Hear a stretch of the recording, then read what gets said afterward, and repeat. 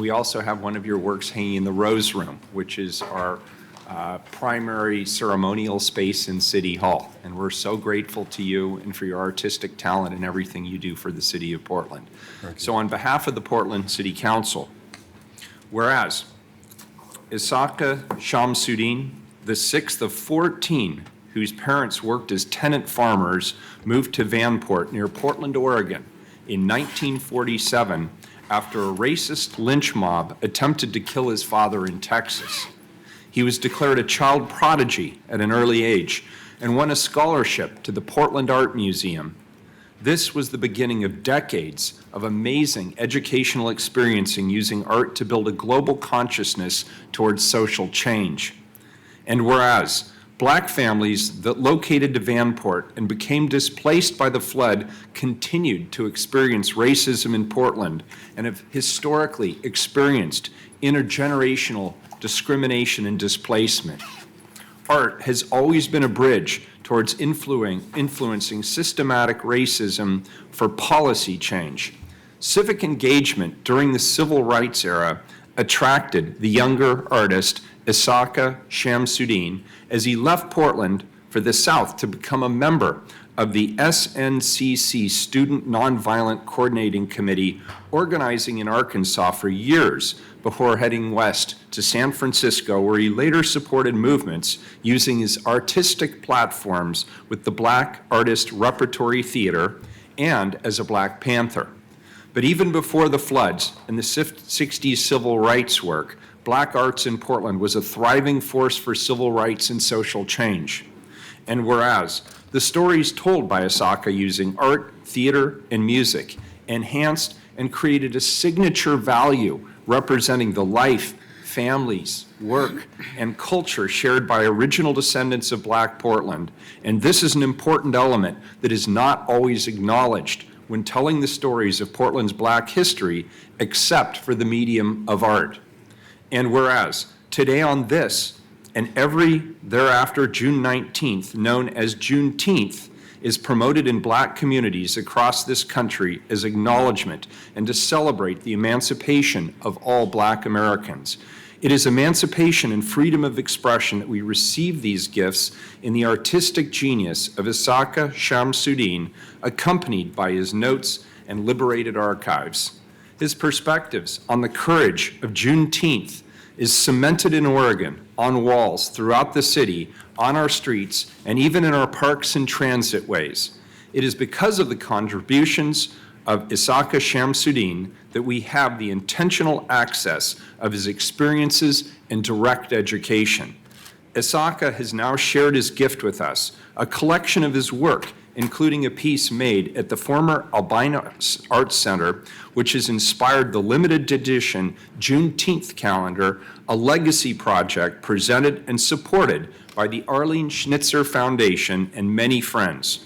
And whereas today all Portlanders are encouraged to tell stories of social change using literature, photos, and art, you are encouraged to reflect on the spirit and motivation of all Black people in the fight for human rights and dignity. Now, therefore, I, Ted Wheeler, the mayor of the city of Portland, Oregon, the city of roses, do hereby proclaim June 19th, 2019 to be Isaka Shamsuddin Day in Portland and encourage all residents to observe this day. Thank you, sir.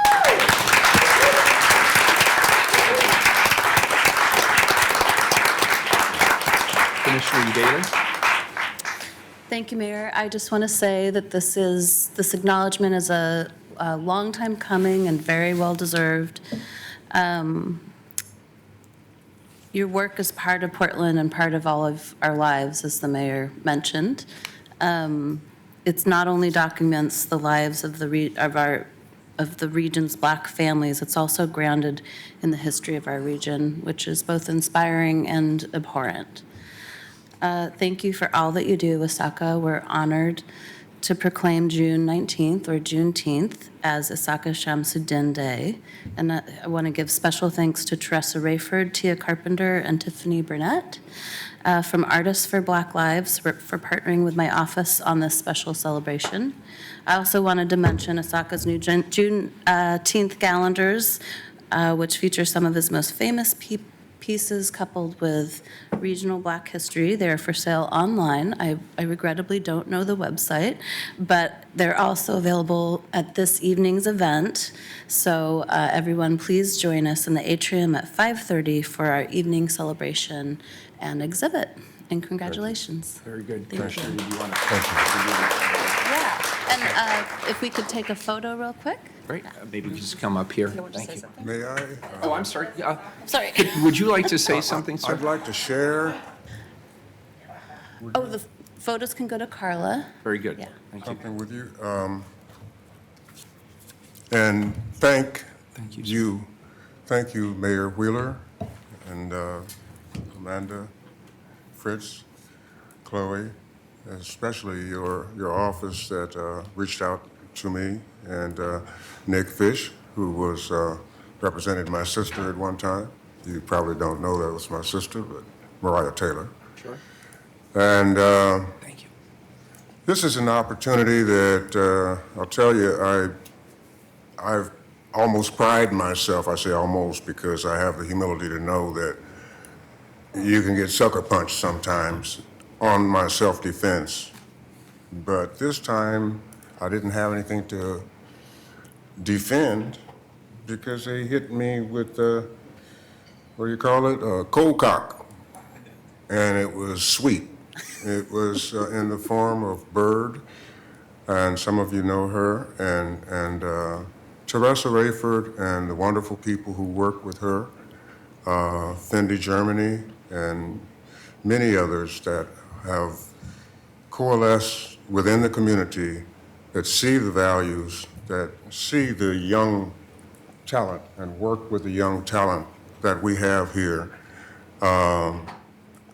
to send them on a trajectory that will allow them to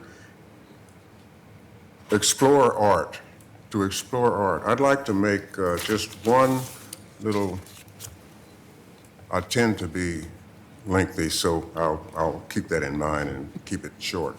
But some of you may have known that Hitler was an artist, a frustrated artist. How many of you knew that George Washington Carver was also an artist? An artist who had to change directions because the art school that he had was enlisted in, that he got a scholarship to, didn't realize he was black. I believe it was the University of Iowa. And then he matriculated to Tuskegee after that. But I brought that up to say that many times in the challenges that art presents, I didn't know what an artist was, even when I was 8 years old and people started making a fuss about my drawings and so forth. But there's so many challenges that an artist, once you get into it, I didn't know how to draw good, so I attempted new ways. I attempted to draw horses because I was scared I couldn't draw horses. I put off drawing people because I was scared, and then you challenge, and you challenge, and you challenge, and you find these small accomplishments, large at that time, add up. They add confidence. They add a form of independence. They develop a self-critique and a critique of the surroundings, of our environment. Not only representational art, but also art that explores any medium, any idea. And these are therapeutic and very functional ways of getting a child into a track where other things don't really, things like hanging out, doing nothing, they don't appeal to them anymore. Look forward to each day. I'm alive today, probably. All my brothers are gone. There were 14 children, all my sisters except 2. And many others that I know and have known that have quit in the quest of becoming an artist because they didn't have a route. They didn't have patronage. They didn't have mentorship. We need an art center here. We need, if you could take a peep at this is a scholarship program that I started when I was teaching at Portland State. We need opportunities for our youth. Many of them may have and do have the kinds of the material within them to do amazing things. You can't predict that they won't, but we can predict that they will grow out of feelings of not knowing what to do with themselves, feelings of displacement, feelings of not belonging. And those are the things that have propelled my concentration on African American history. I knew only about white people all the way through school. I had one black instructor all the way through to the 12th grade. And I only learned about European peoples. That's all I learned about. Just a little hit on slavery. And I think all of you have been here long enough to know that we had a real fight just to have 2 streets named after black folks. Harriet Tubman on the $20 bill now, we have that situation in front of us. We need reparations. And if I present a challenge to you all, with all respect, and also an appeal to help us establish an arts center here that will be ongoing, not one of these things where we have to fight every year so hard. What I propose is we need a task force to resurrect the Albina Arts Center and make it better than it ever was. But if we had something like a WPA project where artists can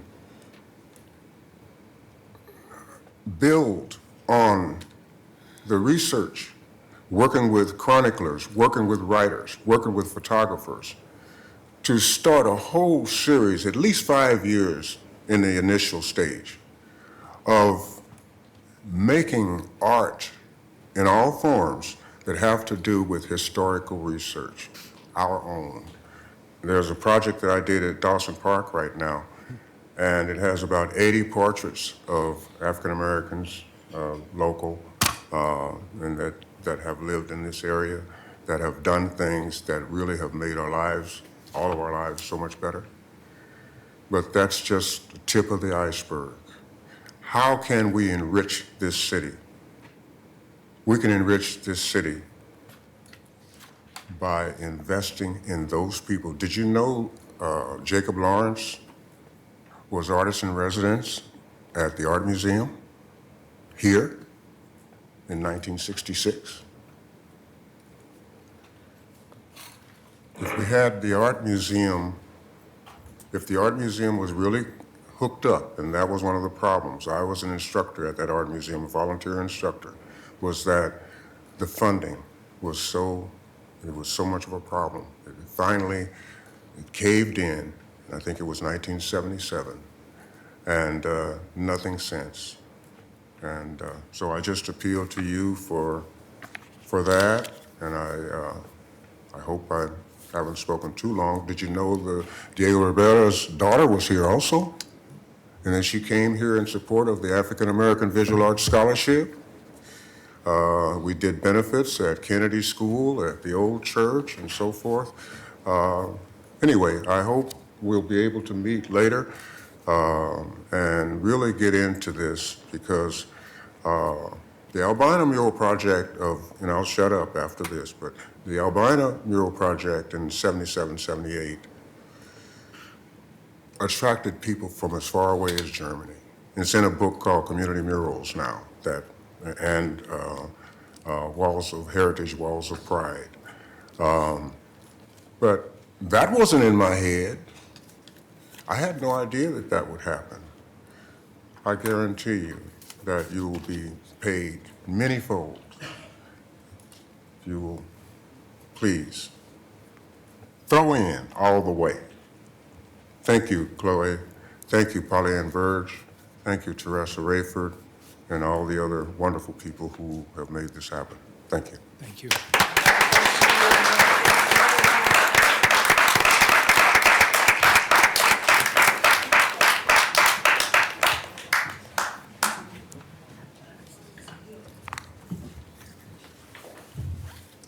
Oh, really? Oh, okay. Should we get this way? Okay. Thank you very much. Oh, thank you.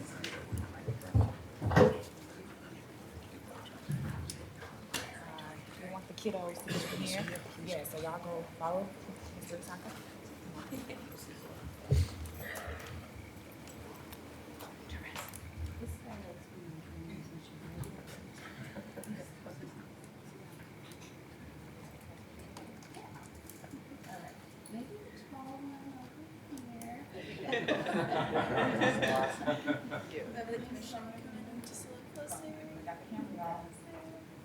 All right, everyone look here. Halloween, I'll smile. Say cheese.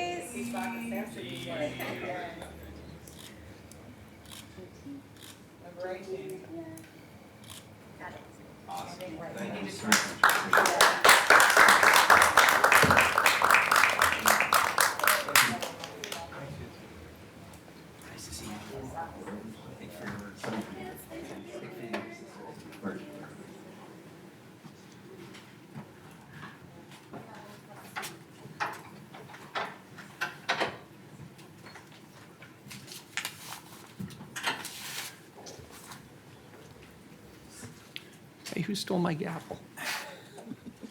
Okay. I see what's going I on here. did not touch that gavel. I don't know how it got there. All right, good morning, everyone. This is the Wednesday, June 19th, 2019, Juneteenth morning session of the Portland City Council. Carla, could you please call the roll? Yes. Fish, Here. Hardesty, Udaley, Here. Fritz. Here. Wheeler. Here, and now we'll hear from legal counsel. Good morning. Good morning, and welcome to the Portland City Council. The City Council represents all Portlanders and meets to do the city's business. The presiding officer preserves order and decorum during City Council meetings so everyone can feel welcome, comfortable, respected, and safe. To participate in council meetings, you may sign up in advance with the council clerk's office for communications to briefly speak about any subject. You may also sign up for public testimony on resolutions or the first readings of ordinances. Your testimony should address the matter being considered at the time. If it does not, you may be ruled out of order. When testifying, please state your name for the record. Your address is not necessary. Please disclose if you are a lobbyist. If you are representing an organization, please identify it. The presiding officer determines the length of testimony. Individuals generally have 3 minutes to testify unless otherwise stated. When you have 30 seconds left, a yellow light goes on. When your time is done, a red light goes on. If you are in the audience and would like to show your support for something that is said, please feel free to do a thumbs up. If you want to express you do not support something, please feel free to do a thumbs down. Please remain seated in council chambers unless entering or exiting. If you are filming the proceedings, please do not use bright lights or disrupt the meeting. Disruptive conduct such as shouting or interrupting testimony or council deliberations will not be allowed. If there are disruptions, a warning will be given that further disruption may result in the person being ejected for the remainder of the meeting. After being ejected, a person who fails to leave the meeting is subject to arrest for trespass. Thank you for helping keep your fellow Portlanders welcome, comfortable, respected, and safe. Thank you very much. Carla, first communications. Item 578, request of Roberta Palmer to address council regarding a new revenue source to help fund affordable housing, education, and other pressing needs. Good morning. Name for the record, 3 minutes, please. Good morning. A few years ago, Portland declared that our homelessness constituted an emergency. Since then, Portland Roberta, is I'm active. sorry, you have to state your name for the Oh, record. I'm It's a very legal sorry. thing. No, I Roberta Palmer, apologize. I'm a concerned citizen of Portland. Awesome, thank you. And Anyway, Portland declared a homelessness emergency in 2015. Since then, Portland has acted, Metro has acted, so has the state. But 100,000 Portlanders pay more than 50% of their income for housing and may find themselves on the street during the next economic downturn. Therefore, it seems likely that despite these efforts, the affordable housing problem will only grow. As long as revenue is left on the table, we are not doing all we can. To me, the obvious one is a tax on prepared food and drink. As a food destination that attracts many visitors and tourists, Portland is uniquely situated to benefit from such a tax. It is a fair tax in that those who spend more for food and drink will pay more tax. Unlike the regressive property tax, it does not raise the cost of housing. Some restaurant costs have risen 18% recently, while a 15% tip is commonplace plus. Therefore, a 1 to 3% tax on prepared food and drink is minuscule in comparison. Yet the revenue stream is huge. If, quote, regressive taxes, such as those on sales, hurt the poor, why is it that Portland is one of the poorest states in the Union? Why do the other advanced economies, which employ a huge sales tax in the form of the value-added tax, have far lower poverty rates than the United States and public services that we can only dream of? Ashland and Yachats employ a 5% tax on prepared food and drink, yet their restaurant industries have not folded and tourists continue to visit. I hear that a 1% tax has been advocated, but it will be difficult enough to pass that. Why not go for 2 to 3% and get more revenue? Also, if a public referral can be avoided, please do. Think of Brexit and the Oregon Constitution. What a mess. We can barely elect our representatives. Policy decisions should be left to our representatives. So let me close with the words of Jesus. The foxes have their holes, the birds have their nests, but man has nowhere to lay his head. In the best city in the richest nation on earth, how can this be? Thank you. Appreciate your being here. Thank you. Next individual, 579. And I don't, do 579, Chris Wallace and Crystal Crane, do they want to come They- up together? Is she here now? Okay, okay. 580 isn't here, but 579 is ready. Very good, thank you. Okay, 579, request of Chris Wallace Caldwell to address council regarding Human Rights Commission update and review of human rights concerns. Good morning. Hi, good morning. Chris Wallace Caldwell. I'm a commissioner on the Human Rights Commission. I was to be joined today by Dr. Crystal Crane, who just sent me a note. She unfortunately can't join, but she and I prepared a statement on behalf of the Human Rights Commission. Basically, we are honored to both represent the Portland Human Rights Commission and all those in our city, as we've heard today, this morning already, who care about human dignity. And what we would like to do is come on a more regular basis and have a dialogue with the city council. So this is really the start of that relationship. And I am going to read a few words that Dr. Crane put together and also just kind of give you a sense of what we see this time for. Over the past year, we have strategically designed a process where the Human Rights Commission can fully actualize the city charter for its purpose and the commitment of each commissioner to be responsive and accountable to the public. That being said, we intend for this time to be heard monthly, represented by different commissioners each time. We hope in that process to share with you our individual and collective experiences for our service to the city of Portland. but also how our individual positionality serves us in our sight and ability to take the things we witness, to also take the things that are presented to us by members of the public who come and give testimony during our monthly meetings, and turn those into action for those who can't be present on a day like today. The Human Rights Commission recognizes that we have the responsibility to do more than just symbolic gesture of words to sit in an archive, but we are here to serve and to push or bend the line of justice in the city to its right place. That place is people-centered.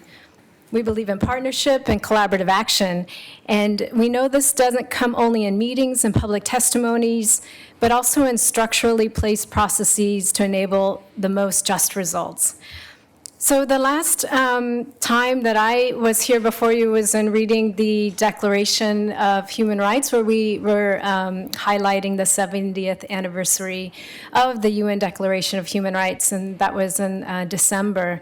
And my colleague, Dr. Crane, she made a point in contributing to that statement to name white supremacy as a larger social context that we need to consider.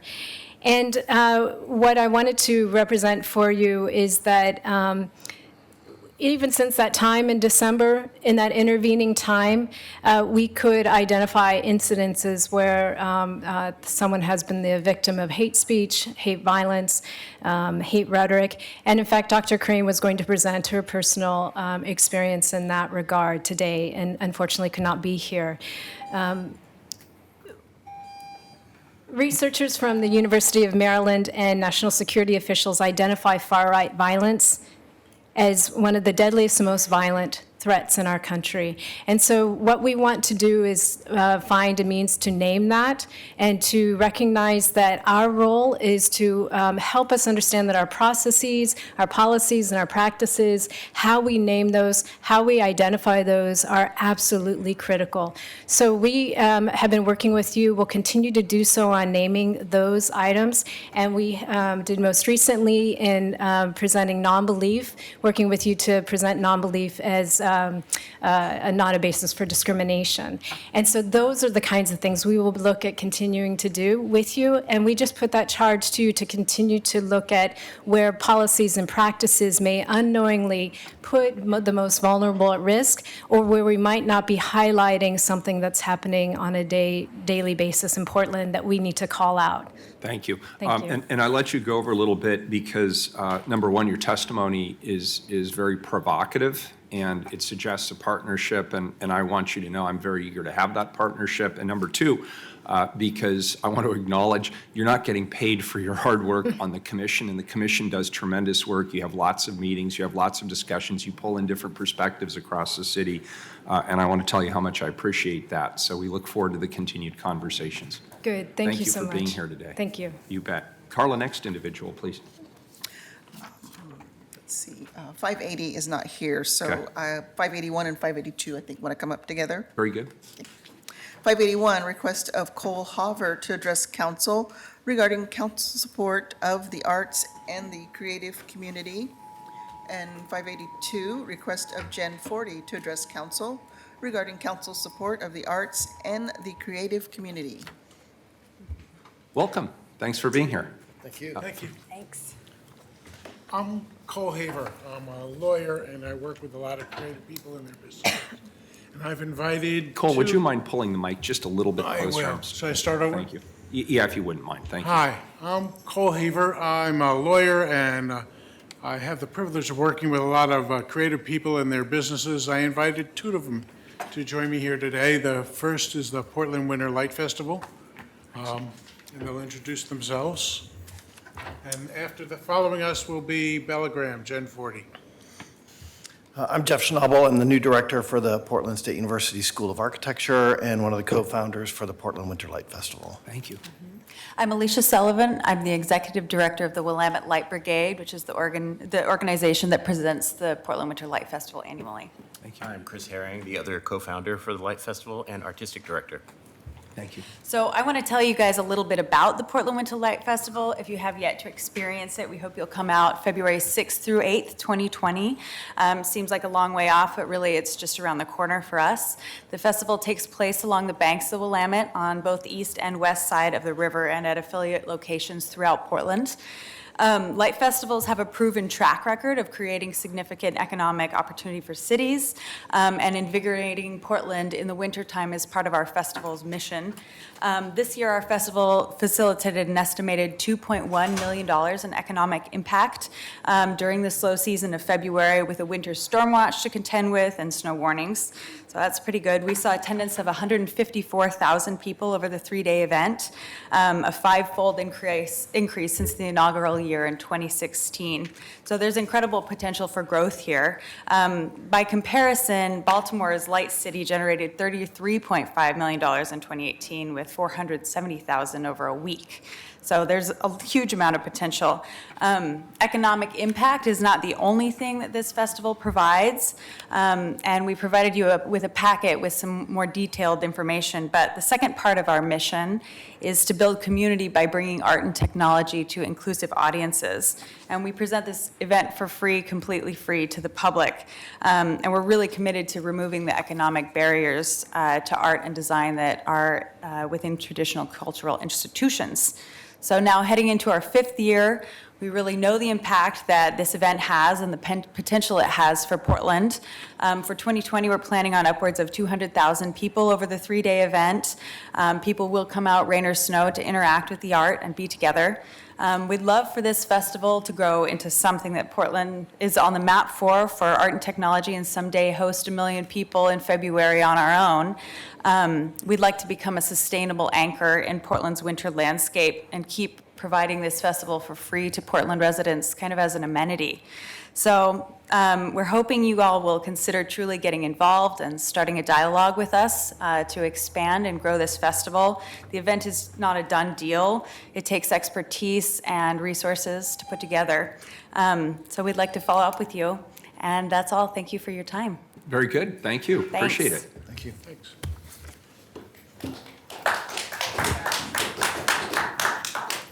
We have one more testimony coming. What's that? One more testimony. This one more? Oh, yeah. Okay. I'm a Bellegram, telegram, the new old paradigm. I've been sent by someone who thinks you're the bomb, with a message in the form of a song. You've got voicemail.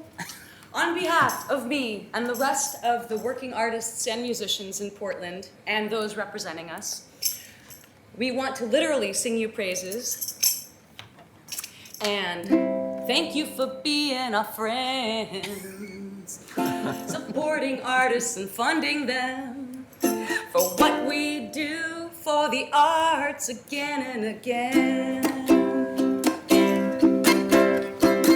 I'm singing here to say, I hope it always will stay this way. My hat is off, won't you stand up and take a bow? Portland is a city that supports the arts and culture too. Yeah, this is true, and it's good business too, and it all comes down to you. Thank you for being our friend. Film festivals and RAC. Here we go, do it again. Film festivals and RAC. Winter Lights festivals, Thursday art. Musician loading zones for our gear to get in and get out. Let me do that one more time. Film festivals and RAC. Winter Lights Thursday art, first and last. There we go. Musician loading zones for our gear to get in and get out. Celebrations, parades. Bring tens of thousands to Portland each day. We all need good art. It's big fun and a smart way to play. Artists are working musicians. that pay their bills just like, oh my gosh, here we go again. Artists are working people who gotta pay their bills just like you. But you got our back, you keep us in the black, and that's why we're here to say thank you for being our friend. I wanna thank you. Thank you for being our friend. I wanna thank you. Thank you for being our friend. I wanna thank you. Thank you for being our friend. I wanna thank you. Everybody, if you want, thank you for being our. We wanna thank you. Thank you for being our friend. We wanna thank you. Thank you for being our friend. Thank you. Thanks for supporting our heart. Perfect timing.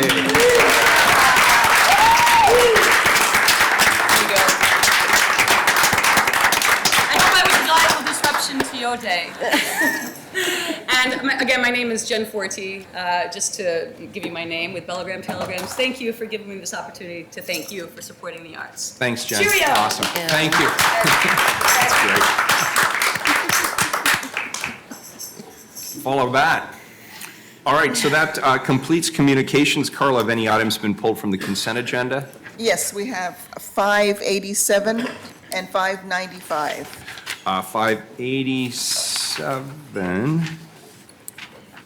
87, and 95? Correct. Very good. Please call the roll on the remainder of the consent agenda. Fish, Yes, aye. Udaley, Aye.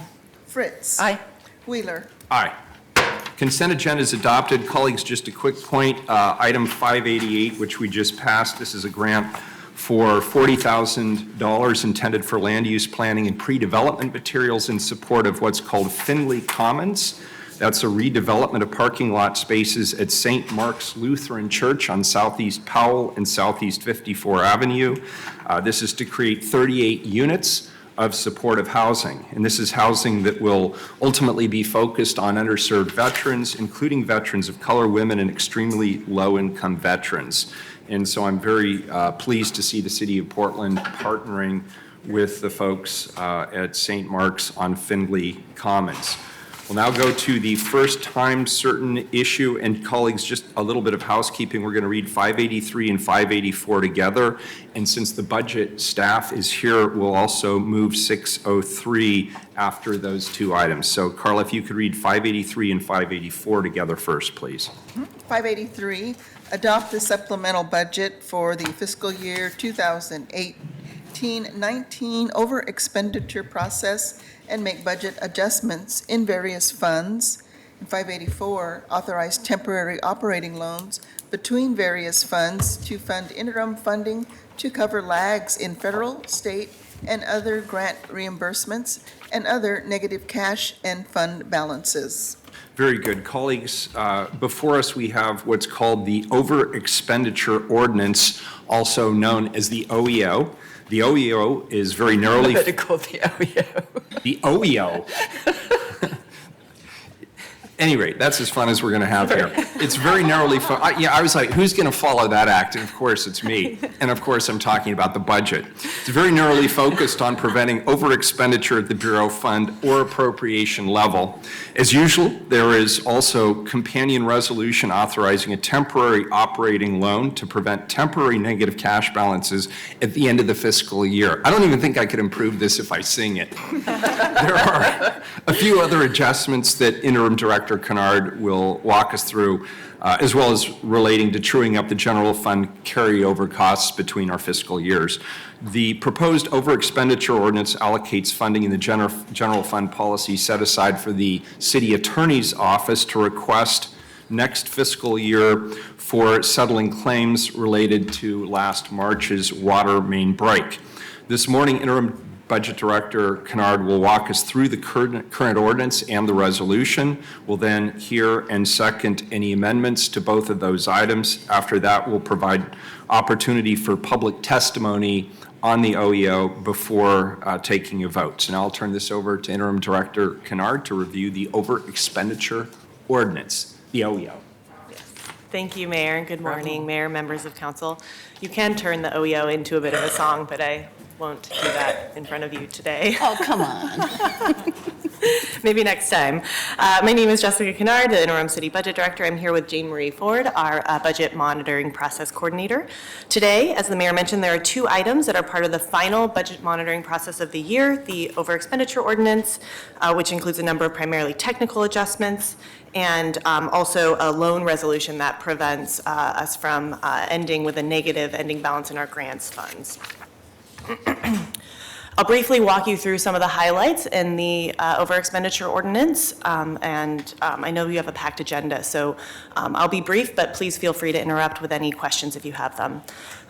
So in total, the OEO reduces the city's current appropriation by $19.8 million. This is primarily based on technical adjustments related to debt service reserves for urban renewal areas. So they're moving debt service reserves into ending fund balance, which is a technical adjustment. The key general fund changes is, as the mayor mentioned, there's one request for new general fund resources from contingency. This request allocates $250,000 to a policy set-aside account for the city's attorney's office to request resources for settling claims related to the March 2019 water main break. Approving this request would leave $750,000 in the current year unrestricted general fund contingency. There are also 2 program carryover requests and special appropriations for grant funding that have been awarded, but they will not be spent or encumbered before the end of the fiscal year. This includes $150,000 carryover for East Portland Action Plan grants and just under $240,000 in special appropriations competitive grant pools. So again, these are funds were awarded, they just won't be spent, and so we're carrying them over to the next fiscal year. There are 2 requests to reappropriate general fund resources back to this fiscal year that were initially carried over through the spring bump. The bureaus have now realized the resources are actually needed this fiscal year. We talked about these last week as part of some of the amendments to the adopted budget, and this includes $55,000 for the Office of Community Technology based on updated projections from mid-year transfer and reorganization, so things related to sort of their organizational transfer. They've realized they need that money this year instead of next year. And then $50,000 in the Portland Housing Bureau for a rental services contract. Again, the contractor has realized they will be able to spend that money this year, so we're just moving it back into this year. Finally, there are 2 requested transfers from the Portland Parks and Recreation General Fund budget to other parks funds. This includes a transfer of $60,000 to the Parks Memorial Fund to set aside resources for the scholarship program, and a transfer of $258,000 to the Parks Capital Improvement Fund to set aside resources that were appropriated for the East Bank Esplanade Capital Project. There are a couple of non-general fund items that I want to highlight. So the Office of Management and Finance is appropriating $17.3 million in contingency in the Facility Services Operating Fund based upon faster than anticipated capital expenditures in the Portland building. So that's because we're moving more quickly than anticipated with the Portland Building Reconstruction Project. And then Parks is making adjustments in its enterprise funds, which is to increase the revenue projections in the golf fund by $200,000 and also make some adjustments to reflect lower than anticipated revenues in the International Raceway Fund. Those are the highlights of the OEO. The second item in front of you is a loan resolution. Again, this is a technical resolution that we bring forward every year just to make sure when we send our, in our grants fund, we actually expend before we receive the reimbursement from the federal or the state governments. So if we don't do this loan, we end the year with a negative balance. And so this is to sort of take care of that. It's a one-day loan that we process every year. So I'm happy to take any questions, and we will now move, the mayor may move to amendments if there are any. So I have a question either to you, Jessica, or to Commissioner Fritz. I fully support the use of funds to settle the water main break claims, but I guess my question is, why isn't the Water Bureau taking that out of its own resources? Why are we taking it out of a general fund contingency? So, and my understanding, I spoke with CFO Cooperman yesterday about this, and I believe that the general fund was determined as the most appropriate source because we're not actually accepting liability for these claims. Otherwise, it could be conceived as a risk management type of expenditure, but it's an action that the council is taking as a choice to essentially alleviate some of the burden from these property owners. But we are not accepting any liability associated with the property damage. And so the general fund contingency is what has been perceived to be the appropriate source. I guess I'm still confused. But why is, I mean, we make judgments about liability all the time and overall risk management. So why does a definitive ruling on liability dictate whether it's general fund or Water Bureau funds? So the question. It wouldn't happen without there being a water main break. Yeah. It then resulted in flooding. So it's all related to the Water Bureau. Why not just use Water Bureau funds rather than general funds? So if I might leap Commissioner in there, Fritz. on the advice of the city attorney in relation to a previous lawsuit on appropriate use of water funds, it was just felt that this would get the money to the people who need it as quickly as possible.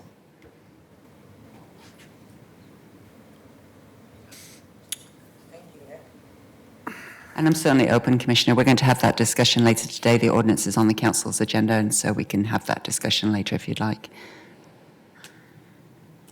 Well, if the city attorney has a strong view and the budget office has a strong view, that I suppose that's good enough for me. I hope we don't start taking just the most conservative approach because of the lawsuit and sort of default to the general fund. Having been intimately involved with that lawsuit, I could make a very convincing argument that this is an appropriate expenditure of the Water Bureau, because but for the water main break, this damage wouldn't have occurred. So I'm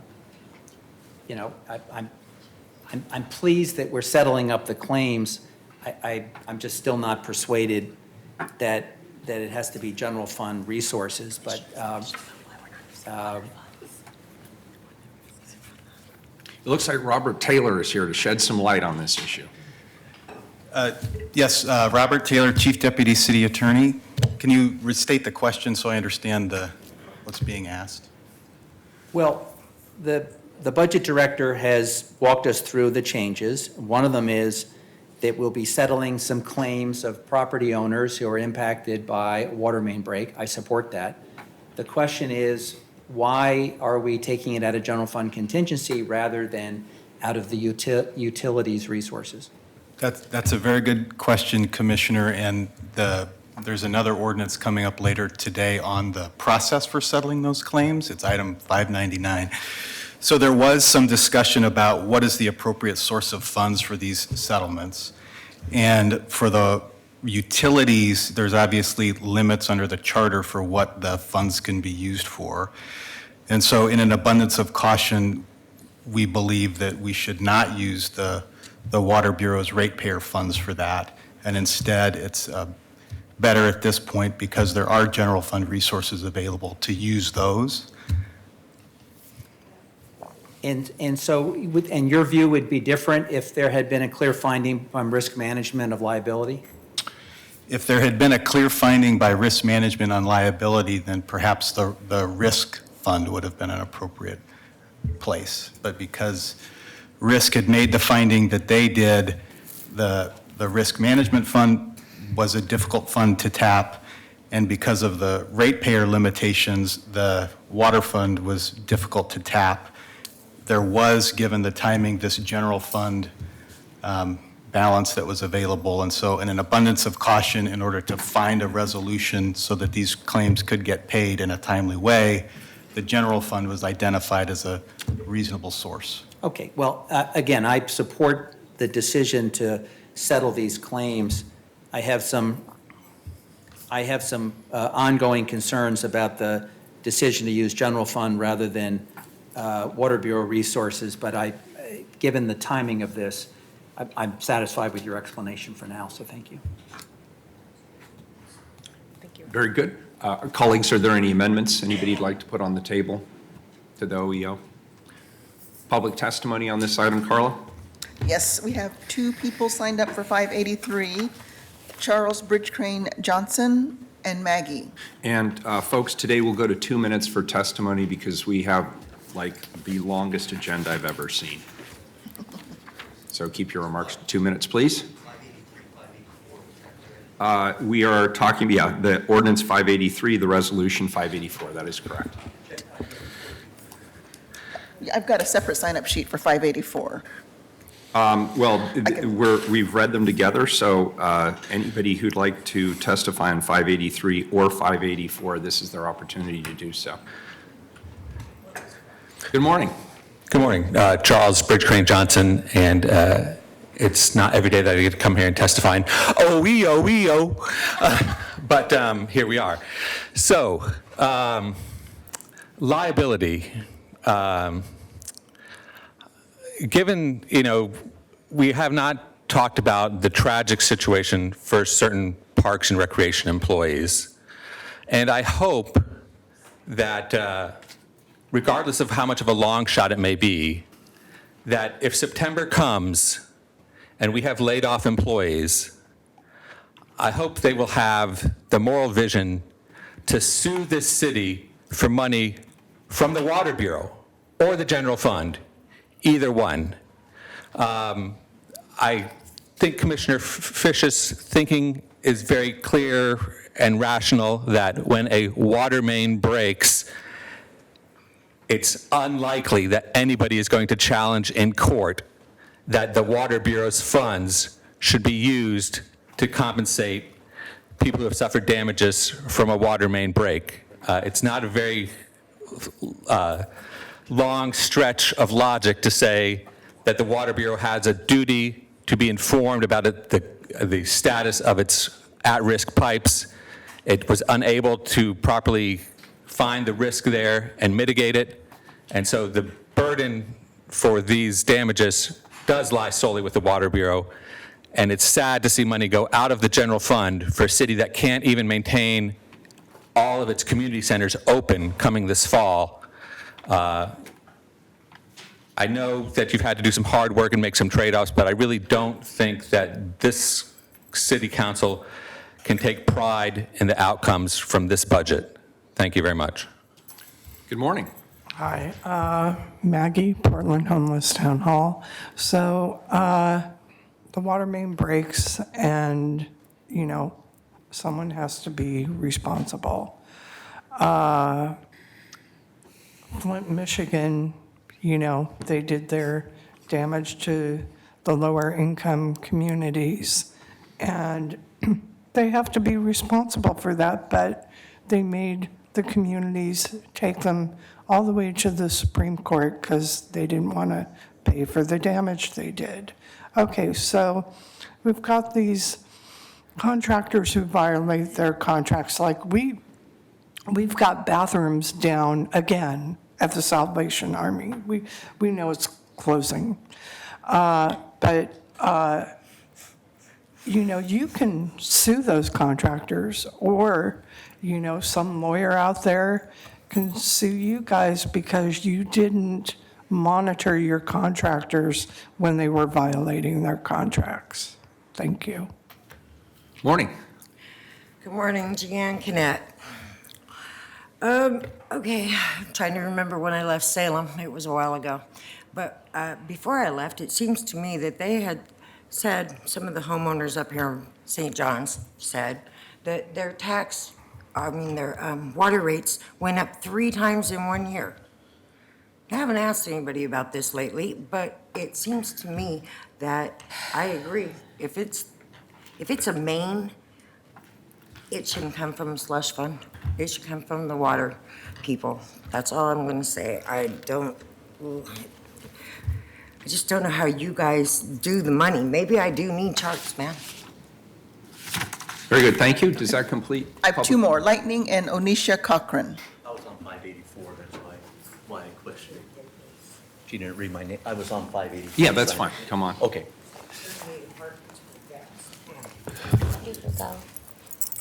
Morning. Good morning. My name is Lightning. Basically, on that water main again,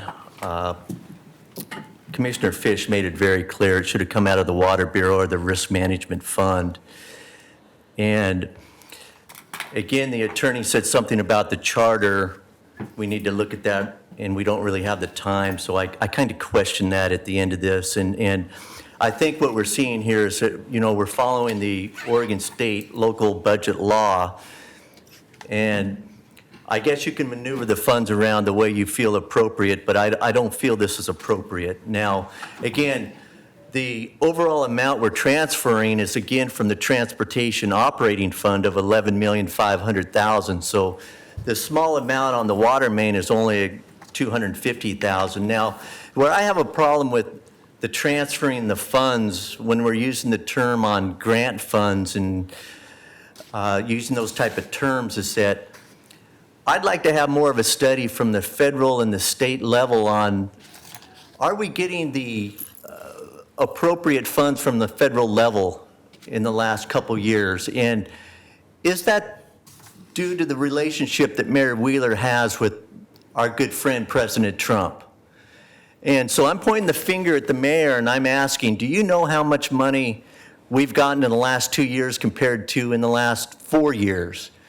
And is our number down? Is that why we're having to come up with money now to cover, which I would consider almost losses here, of not getting the appropriate federal funds? And so I'd like to have a study done on that in the last 2 years, and I'll point the finger at Mayor Wheeler. If we're not getting adequate federal funding anymore, it's because of your relationship with President Trump and not understanding your job is also to make sure that we have that flow of federal funding coming to the city from the federal government in the state, and that is all your jobs up here. That's why you're sitting up here as elected Thank you. officials. Your time's up. Good morning. So, Good one-term morning. mayor. Good morning, my name is Onisha Cochran, and as a woman of the African American community, I beseech you to take a very close look at the budgeting as it pertains to the African American community. I realize 584 is geared toward Wilsonville. However, people in Portland are suffering from lack of budgeting as it pertains to the health and well-being of your African American citizens. Are you aware that a prominent African American leader and executive director of Miracles Club is dying in his house with days to live because his organization does not offer insurance? Most nonprofit organizations do not offer insurance. He served this community well almost 30 years, and he never was able to go to the hospital like the rest of us. I think that is implorable. Many things are affecting the African American women in this community for lack of appropriate services, namely the Diane Wade House. Mayor is one of the highest elected officials. I would like to discuss this with you. My last item on my agenda is for Coffee Creek inmates. 85% of the inmates in Coffee Creek are there because of drug-related issues. However, drug treatment is not offered on a macro level to inmates who have done time in Coffee Creek, and that is a huge problem. They get out with nowhere to go and with no beginning to understand how to deal with their drug treatment. And I think these are issues that need attention as well. Thank you. Appreciate it. Any further discussion on the ordinance 583? That is an emergency ordinance, so I'm going to hold off on that for a moment because we need Commissioner Daly to come into the room. Any further discussion on the resolution 584? Oh, you have more to add? Oh, no, I was just waiting in case there were additional questions. Oh, well, okay. I don't believe we have any, so at this point, we'll just call the roll on 584, the resolution, please. Fish? Aye. Fritz? Aye. Wheeler? Aye. I was like, this is not Pirates Day, is it? Sorry. I vote aye. The resolution is adopted, 584, and we need Commissioner Daly for 583.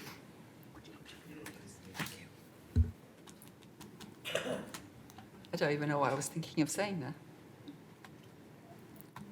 I don't know if I want to know.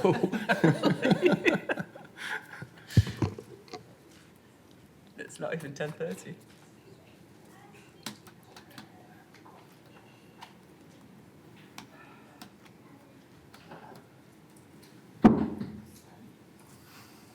Greetings. My apologies. No worries. Carla, could you please call the roll on item number 583, the ordinance? Fish? Well, this is a pretty straightforward ordinance, and again, I want to be clear. I support the council decision to reimburse property owners affected by the water main break. I believe I have a respectful disagreement about where the options that we have available to us in terms of where the funds come from. However, based on the position that the city attorney's taken and explained to us, I'm satisfied for now, and I'll want to revisit this question in the future, and so I'll vote aye. Udaley? Aye. Fritz? Commissioner Fisher, I sincerely appreciate you raising these questions, all of which I also discussed with staff. Let's have a fuller discussion under the Water Bureau item later on today. Thank you very much to staff. Thank you, Director Kinnard, for all of your work on the budget, and also Jane Marie Ford. Aye. Wheeler? Aye. The ordinance is adopted. We'll now move to item 603, please. 603, adopt the annual budget of the city and establish appropriations for the fiscal year beginning July 1, 2019 and ending June 30, 2020. Colleagues, this is a second reading of the adopted budget ordinance. As you'll recall, I set out this budget process to initiate several changes to make our budgeting process more transparent and accessible to the public. The Budget Office, CBO, has developed an online dashboard that not only includes information to help members of the public understand and navigate the budget process, but it also empowers members of the public to engage with the many layers of our total citywide budget. This new dashboard offers a one-stop shop for people to find the information that they need and that they want on the city's budget. Instead of thumbing through over 1,000 pages of the adopted budget document or searching the many pages on the city's website for information on the city budget process, you can now visit this dashboard and self-navigate to the information that you want to find. I encourage everyone to visit the site. It is portlandoregon.gov/budget and select the adopted budget visualization. There you will find information on and helpful links for key components of the city's budget process, interactive data on the city's programs, revenues and expenses, and detailed information on budget decisions from this year's budget process. I'm proud to say that this is a new cutting-edge model for communicating budget information. And in fact, the company Tableau has requested that the City Budget Office lead a national webinar to demonstrate and instruct other cities on our construction and the use of this tool. Again, you can find this new information, the budget visualization tool, at portlandoregon.gov/budget. So, Carla, this is a second reading of a non-emergency ordinance. We've had lots and lots and lots of testimony on this item. Colleagues, are there any other questions before I call the roll on the budget? Carla, please call the roll. Fish? Well, Mayor and colleagues, on May 23rd, the council voted to approve our annual budget. Since then, the Tax Supervising and Conservation Commission has given their blessing. Therefore, today's vote is a formality, and I don't intend to repeat all of my remarks from the last vote. I do, however, want to highlight a few things. First, this is Mayor Wheeler's third budget, and the third time that he has achieved broad council support for his budget. So, Mayor, thank you to you and to your team for leading us through this process. Thank you. Second, this year we tried a new budget process, essentially modified zero-based budgeting. It was an improvement and helped uncover a significant structural gap at parks. So I want to give a big shout out to the City Budget Office for their work in helping us get to this day. I believe our public outreach for the budget is still a work in progress, and I believe we can and must do better. Next, I'd like to acknowledge a number of important items that were included in the budget but that didn't grab the headlines. They include additional resources for supportive housing, a combined utility rate increase below 5%, and on the Bureau of Environmental Services side, which is 2/3 of your bill, the increase is below 3%, which is below the rate of inflation. Small investments in the Portland Rose Festival and the Portland Film Office that generate big returns for our local economy. Funding for the next phase of our work to clean up the Willamette River.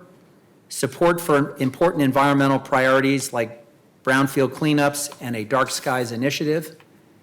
an age-friendly coordinator position in the Bureau of Planning and Sustainability, and almost $700,000 to cover ongoing operations and maintenance of new parks facilities, many, if not most of which, are in East Portland.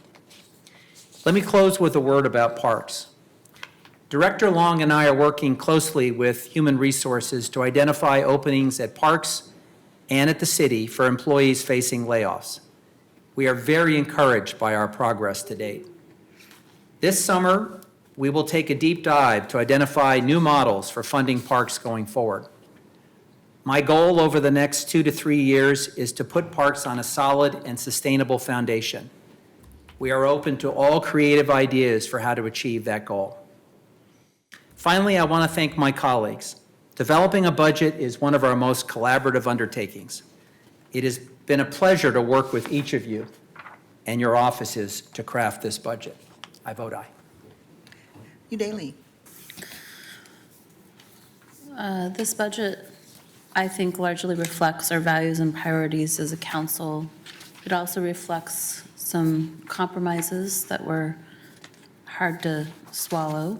No one got everything they wanted, but we did fund many vital and urgent programs and initiatives. The ones that I am most thankful for is the ongoing funding for the Joint Office for Homeless Services, funding for the office that serves landlords and tenants. As we increase regulation, we need to support landlords and tenants in understanding our policies and their rights, as well as the complete count for the upcoming census. There's many, many more, but I'm grateful that we found funding for those, and I vote aye. Fritz? Thank you to everybody who's been involved. And obviously this, in many ways, is a status quo and compromise budget, as my colleagues have said, with the exception of Portland Parks and Recreation. The cuts we're taking to parks are painful, and no one on council is happy with these cuts, however they are necessary. Under the leadership of Commissioner Fish and Parks Director Adina Long, a plan will be developed that will provide for the long-term viability of a vibrant park system. In the short term, there is disappointment and sadness.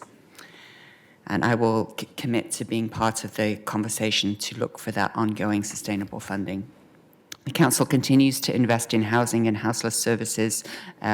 We continue to need the federal government to address those issues at a national level. I'm encouraged to see the regional level and the state level has finally come to the realization this is not just a Portland problem. Los Angeles has made significant investments in housing, passing a $1.2 billion bond for housing, and yet their homeless population jumped 16% from 18 to 19. So there does need to be a massive national investment in housing, and unfortunately that doesn't look like it's going to happen. In the meantime, the council under Mayor Wheeler's leadership is funding the Joint Office of Homeless Services at the requested level. So thank you, Mayor Wheeler, for working with your colleagues to adopt this compromised budget. Commissioner Fish, thank you for bringing forward a responsible, even if painful, budget for parks that does put parks on a more sustainable path. Commissioner Udaley, I particularly appreciate your anti-displacement funding and your steadfast commitment to making sure that we do have measures in place before we enact further measures which may cause more demolitions and displacement. So thank you especially for that. Commissioner Hardesty made her comments last week. It's clear that she shares the rest of the council's commitment to our city employees and to our vulnerable community members. And as Commissioner Udaley said, this budget is a moral document that reflects our values and principles, which are all shared by everybody on the council. I acknowledge the excellent work done by the City Budget Office in a challenging year with new budget software and an interim budget director. Jessica Kinnard and her team did an excellent job. Thank you so much. Thank you to all the community members who took time to attend the forums. It's wonderful to see so many different folks attending, especially when we hold them in evenings when people can come in. Thank you for all of the written comments. I was overwhelmed by the amount of emails that came in and was not able to keep up with all of them. So please know that they were read, and I was appreciative of the urging. We can never do everything that everybody wants us to do, and so that's the challenge of being on the council, is that we have to consider all of the values and not only the ones that bubble up to the top of public attention. The council, however, could not pass a responsible budget without hearing from each community member on what's important to you. Thank you to my staff for all your work on the budget, Claire Adamsick, Christina Nieves, Misan Kwan, Cynthia Castro, and Yesenia Carrillo. I could not do this job without you. And in particular, thank you to my Chief of Staff, Tim Crail, who's been with me since day one and hopefully will be until the end of next year. Aye. Wheeler. Well, first of all, let me just thank my colleagues. I'm very pleased with the collaborative effort that has led to this budget. As Commissioner Udaley said, nobody got everything they wanted. The reality is it doesn't work that way. There is always compromise, give and take to be had. But on the whole, I'm very proud of the work that we've collectively done for this budget for the fiscal year 2019-2020. The budget reflects a collective commitment to housing and addressing the homelessness crisis, supporting equitable outcomes and fostering equitable prosperity so that as our economy continues to grow, Portlanders benefit regardless of who they are, fiscal sustainability and intergenerational equity, clean and safe communities, and importantly, in my opinion, improving and streamlining both city processes as well as constituent response. We invested in housing and homelessness. While we were certainly required to make some challenging budget decisions this year, I'm very pleased that we were able to preserve and continue progress on critical and urgent housing and homeless needs. This budget includes almost $10 million to continue critical services that otherwise would have been cut, and it adds new services in the Portland Housing Bureau's budget. I'm particularly pleased about our continued investments in homelessness services and the fact that this budget provides nearly $7 million in funding to continuing the current service levels through the Joint Office of Homeless Services. That's everything from prevention to shelter services, transitioning people off the street into housing, and providing services to help people be successful in that housing. This budget also invests in innovative new services, including $500,000 for drug and alcohol treatment services for those who are the most chronically homeless. It includes anti-displacement approaches. It provides funding for a partnership in a new navigation center to make sure that the chronically homeless people are connected to whatever services they need to get off and stay off the streets. I'm particularly excited about the inclusion of the new Hygiene Street Response Program. This pilot provides mobile bathrooms and showers to ensure access to basic hygiene needs for those who are homeless, and the provision of low-barrier job training for individuals who want to work as station attendants. We invested in supporting equitable outcomes and fostering equitable prosperity. And some of the highlights there, just quickly running through the list, we continued our current support for Portlanders United Against Hate. We supported the Portland Means Progress initiative to ensure that prosperity is shared across all Portlanders. $100,000 for the Hill Block Project, $50,000 for the Cully Project, $75,000 to help foster the Albina Vision over by the Rose Quarter, staffing for the Portland Commission on Disability, creation of new citywide accommodations and inclusions through the establishment of a fund for employees with disabilities, and a new person in the Bureau of Planning and Sustainability to focus on ensuring that Portland is planning for an age-friendly future, as Commissioner Fish indicated. We're supporting the 2020 Census Outreach, the Neighborhood Prosperity Business Network, and the Mercatus My People's Market will all continue to receive funding. We invested in financial stability and intergenerational equity, and we prioritized costs that I believe will lower our out-year costs and increase revenue collection. Some of this stuff wasn't exciting, but it was important. We did a lot of work collectively on it. That includes the integrated tax system.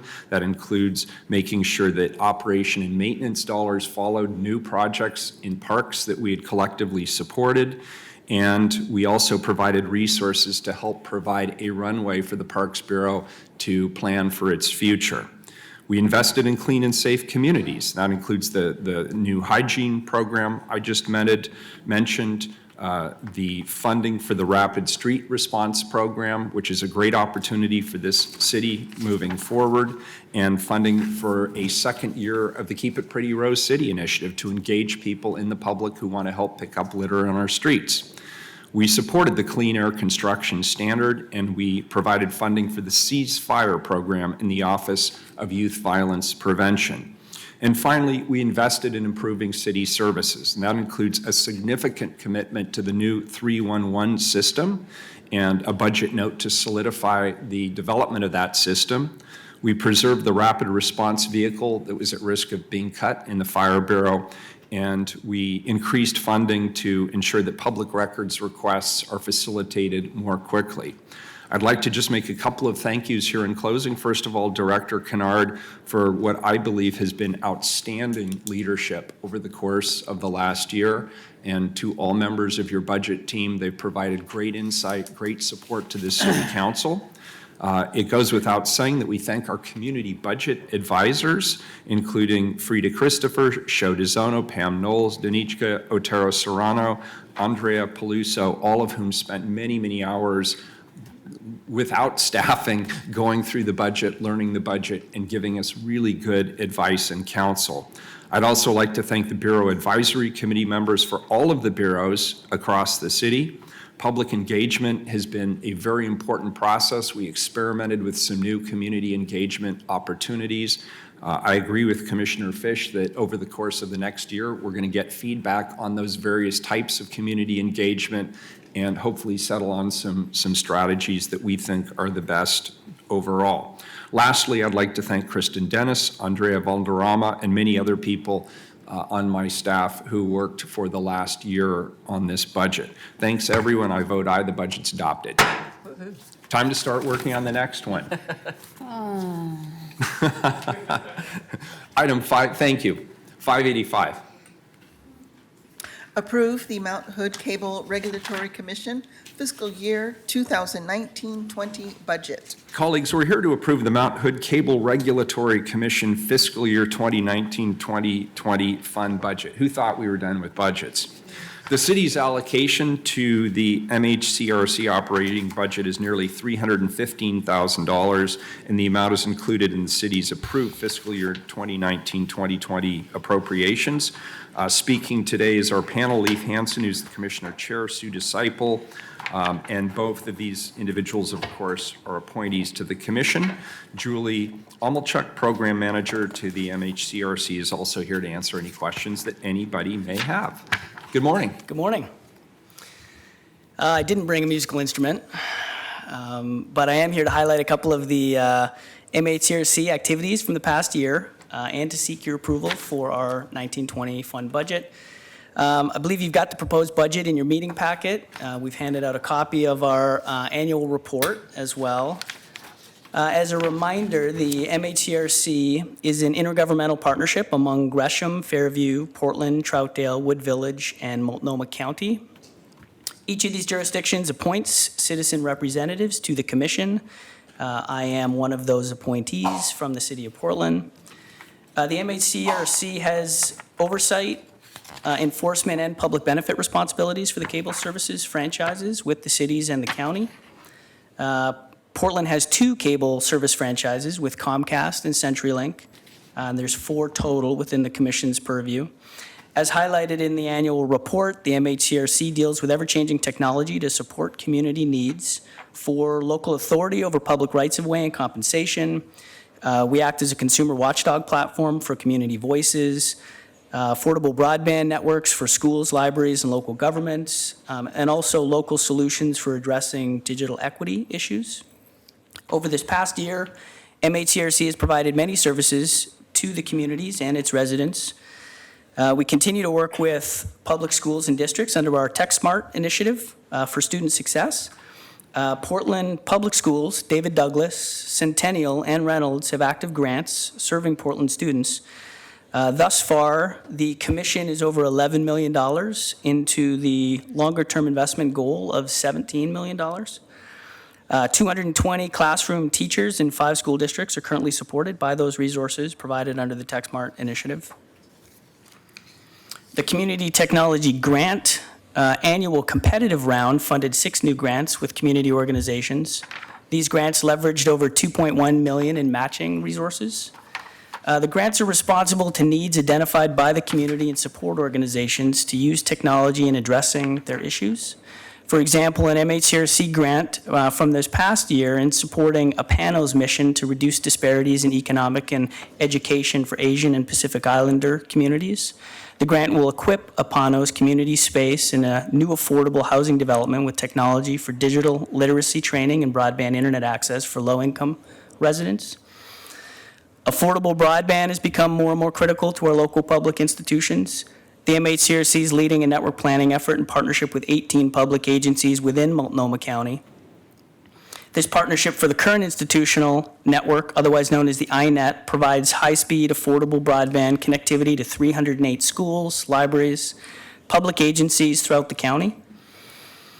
The MHCRC provides capital funding and franchise enforcement, support to Open Signal. The city's operational support grant agreement with Open Signal is on your agenda later today. City's funding leverages the MHCRC capital funding so that Open Signal can effectively use the equipment and facilities to provide services to the community. Over the past year, Open Signal produced over 2,500 hours of original local programming. They also trained over 600 residents in digital and media literacy skills. The MHCRC addressed consumer protection issues, both broadly and with individual subscribers. For example, the MHCRC worked with the cable companies on issues related to clear information on subscriber bills, on-time appointments, phone answering timeframes, and service fees. We had 181 complaints that reached resolution from the local cable TV subscribers over the past year. Coming up in fiscal year 1920, the MHCRC is engaged in a future-focused planning considering rapidly evolving technology and public policy, our community's increasing reliance on availability of broadband internet, very important for our agenda. We intend to work with you, your city staff, communities to identify needs and opportunities for our broadband future.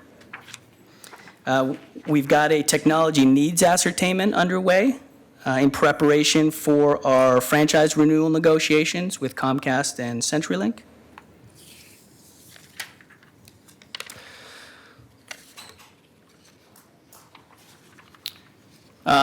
Happy to report once again that in speaking of the money side of the equation, that we once again received a clean audit for fiscal year 18-19. That full document's available on the MHCRC's website. Wanted to note the downward trend that we're seeing in the cable franchise revenues. Page 9 of the annual report, you'll see a graph showing this trend, and it's a continuation of the trend that we reported on last year. But for the first time in franchise history, the actual revenue for 2017-18 decreased 7% over the previous fiscal year. Based on the first 3 quarters of 18-19's revenue, we're projecting another 6% decrease for the current fiscal year. MHCRC has been closely monitoring the trend, anticipating implications for franchise fee revenue for local governments and for revenues that support the Commission's community grants and other programs. 19-20, our budget reflects a projected decrease in franchise fee and PEG INET fee revenue. Surprisingly, the total number of cable TV subscribers actually increased in 2018, as reported by the cable franchise companies. We're conducting a franchise audit to better understand the data and why the revenue dropped while overall subscribers actually increased. The MHCRC proposed 19-20 fund budget is in your meeting packet as an attachment to the ordinance. Annual budget allocation for all jurisdictions collectively fund about half the MHCRC total operating budget. This coming year's allocation is $314,826, representing about 6% of the franchise fees collected by the city. Remaining portion of our budget's funded by other resources, mostly to administer the dedicated capital fee revenue and related programs. And before closing, I want to thank the mayor and council for supporting a countywide partnership. 25 years is our anniversary this year. Also, want to thank you for the new bureau Architecture. Appreciate that. And your recent appointment of Elizabeth Perez as interim director, and also our staff director. Looking forward to working with her more over the coming year. Great. Thank you, sir. Commissioner Fritz. Thank you very much for your report. Thank you for serving. I think this is one of the Mount Hood Cable Regulatory Commission is one of the most powerful volunteer jobs in Portland, given the authority that you have and the ability to collaborate with people from other parts of the region. So thank you for your work. I'm curious as to why, if cable subscribers are up, why is the revenue down? Yeah, it is. It's an interesting question. We actually don't have the answer yet. The subscriber data comes in late, and we just received it in the last 30 days. So we've asked those same questions of the companies to better understand whether the data is accurate or whether there is an underlying reason. So we will discover what that is, and we can certainly report back. I know in the past we've sometimes had very nice settlements after audits of those kinds of things. It could, though, be that more people are subscribing, but they're buying cheaper services. That certainly right? could be one explanation. Yep. Okay. Thank you very much. Yep, Please you're let us welcome. know when you find out. Thank you. Very good. Does that complete your presentation? It does, yeah. Thank you so, both. Great. I don't see any further questions. Is there public testimony on this item, Carla? Yes, we have 3 people signed up. Very good. Thank you. Charles, Bridge Crane, Maggie, and Jeanne. Thank you.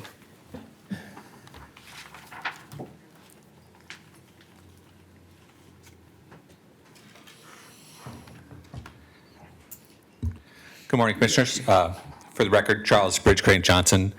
And I wish that we'd heard a little bit more about the regulatory aspects of the Mount Hood Cable Regulatory Commission, because I'd really like to be able to balance in my mind what we're saying about Comcast and what the Honorable Timothy A. Bradshaw finds about Comcast. Case number 16-2-18224-1, up in Seattle, not an Oregon case. But my guess is that if the headlines in the media say that Comcast broke the law 445,000 times to take advantage of consumers, that probably almost every complaint that a local person made to the Mount Hood Cable Regulatory Commission may be substantiated. So, Portland and Vancouver, Oregon and Washington, we're pretty much the same people, pretty much the same things happen. So it would be pretty much miraculous if Comcast was a spotless, honest actor in this market, but in the state of Washington, the headlines say they broke the law 445,000 times, may get off with just a $9.1 million settlement, probably under appeal, because at the rates we're paying for Comcast, God knows they can afford some lawyers and a whole British television network called Sky. So I hope that everybody on the Mount Hood Cable Regulatory Commission will add that context to the way they process subscriber complaints and make sure that in our service area, the areas that you have constituents in, we make sure that Comcast, with its highly profitable business, is conducting itself honestly. And I hope that the Mount Hood Cable Regulatory Commission would actually, it's probably in their report, hopefully we'll find it online, list the exact number of customer complaints and outcomes. Thank you very much. Morning. Hi.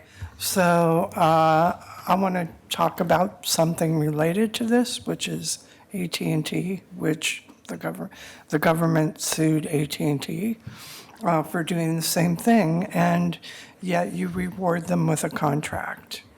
So I would like to say to you, again, about contractors, is sometimes your own contractors that you're paying are ripping off the very people that you paid them to help. That's what I want to say. Very good morning. Good morning. Jeanne Cannett. Last time I had anything to do with Comcast or anything, I don't even know on TV, was when they weren't paying their taxes. Do they ever pay their Oregon taxes? Does anybody care whether they pay that 333 thing? I don't know, but the fact is that being the mayor of Portland, If you have a company like Comcast in our state, and you see that within your jurisdiction, they're not paying their taxes at the end of the year, shouldn't there be something you do besides reward them? You know, I'm just curious, because that really bothers me. It bothers me when I read, now this is like a year and a half ago, before I came up here, how many companies there were in Portland, Oregon, that actually were not being followed through to pay their taxes. They, as far as I know, they had no extra fees if they did pay it, for paying it way, way late and having to be forced to do it. And can't we come up with better companies in the state of Oregon and Portland to where they are more set on helping the community instead of taking away from the budget of our city and town? Thank you very much for your time. Fair taxes, stable budgets would be a beautiful world. Does that complete public testimony, Carla? Yes, that's all. This is an emergency item. We'll wait till Commissioner Fish returns.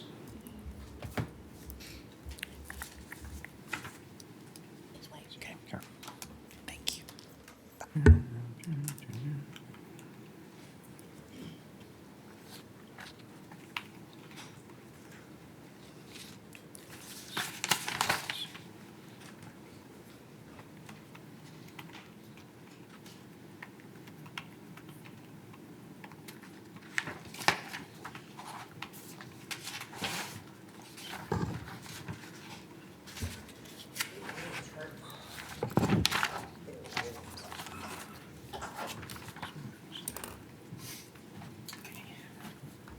Very good. So Carla, could you please call the roll on item 585, approving the Mount Hood Cable Regulatory Commission fiscal year 2019-2020 budget? Fish. Thank you for your presentation and all your good work. Aye. Udaley. Aye. Fritz. I am a huge fan of the Mount Hood Cable Regulatory Commission. Thank you for your annual report. Huge fan of the Office for Community Technology. Julia Melchuk, thank you for all of your work over many years. Mayor, thank you for appointing Elizabeth Perez, the Deputy Director, and also restructuring it, as was mentioned in the presentation. This is a small but mighty bureau that brings in millions of dollars of revenue, and then the Mount Hood Cable Regulatory Commission is authorized to give some of that revenue to community purposes, which are detailed in this report. So it's really important that we do close the loop with this report every year. Thank you so much. Aye. Wheeler. Well, as you heard, the Mount Hood Cable Regulatory Commission is a long-standing and important intergovernmental relationship. It includes Gresham, Fairview, Troutdale, Wood Village, and Multnomah County, and of course, the city of Portland. Portland's particular appropriation goes to administer about $6 million annually in community technology-related benefits throughout the city and the county. So these grants help the city meet the goals of the Digital Equity Action Plan to better serve our residents. And I want to thank Leaf and Sue for their service on this commission. They're citizen volunteers, so they do not get paid for the hard work that they do. And I believe that they've represented the city and its residents extremely well in administering public benefits through the jointly negotiated cable franchise agreements. I vote aye. The ordinance is adopted. Thanks for the presentation. Next up, item 586, please. Direct Portland Parks and Recreation to amend the 2012 Washington Park Transportation and Parking Management Agreement with Metro and Washington Park cultural institutions to provide increased levels of service. Commissioner Fish. Colleagues, in 2012, Portland Parks and Recreation entered into a Washington Park Transportation and Parking Management Agreement with other cultural institutions in Washington Park. The agreement is due for an update. Today, we will receive a presentation from Victor Sanders, Portland Parks and Recreation Program Coordinator, and Heather McCary, Executive Director for Explore Washington Park. Welcome to both of you. Thank you. I'll turn it over. Thank you. Thank you, Commissioners and Mayor. As Commissioner Fish mentioned, my name is Victor Sanders, Program Coordinator for Washington Park, and I'm joined today by Heather McCary, the Executive Director of Explore Washington Park, one of our great partners up in Washington Park. As Commissioner Fish had mentioned, today's resolution directs Portland Parks and Recreation to amend the agreement we have with our cultural institution partners to reflect the latest trends in park attendance and the needs of the park. We expect the completed amendment to include three major changes. The first is additional funding for park shuttle services, additional funding for road and pathway maintenance, and additional funding for transportation planning based on the recommendations from the Washington Park Master Plan, which was approved by council, or rather adopted by council in 2017. So I'm very pleased to be here to share with this presentation by our partner, Explore Washington Park, on how Portland Parks and Recreations have kept our promise on that 2012 agreement to the public, to our partners, and to the neighborhood adjacent to Washington Park. So I'll hand it over to Heather McCary. She'll give an overview of those programs and discuss a little bit about the changes to the amendment, or rather changes to that agreement that will occur very shortly. Good morning, Commissioners and Mayor Wheeler, and thank you so much for the chance to be here. Special thanks to Commissioner Fritz, who's been so supportive these past couple of years, and to Commissioner Fish, who was there at the beginning when we got started. I'm Heather McCary, the Executive Director of Explore Washington Park. We're the 501c3 that was created to help improve access to Washington Park and make sure people have a great experience once they're there.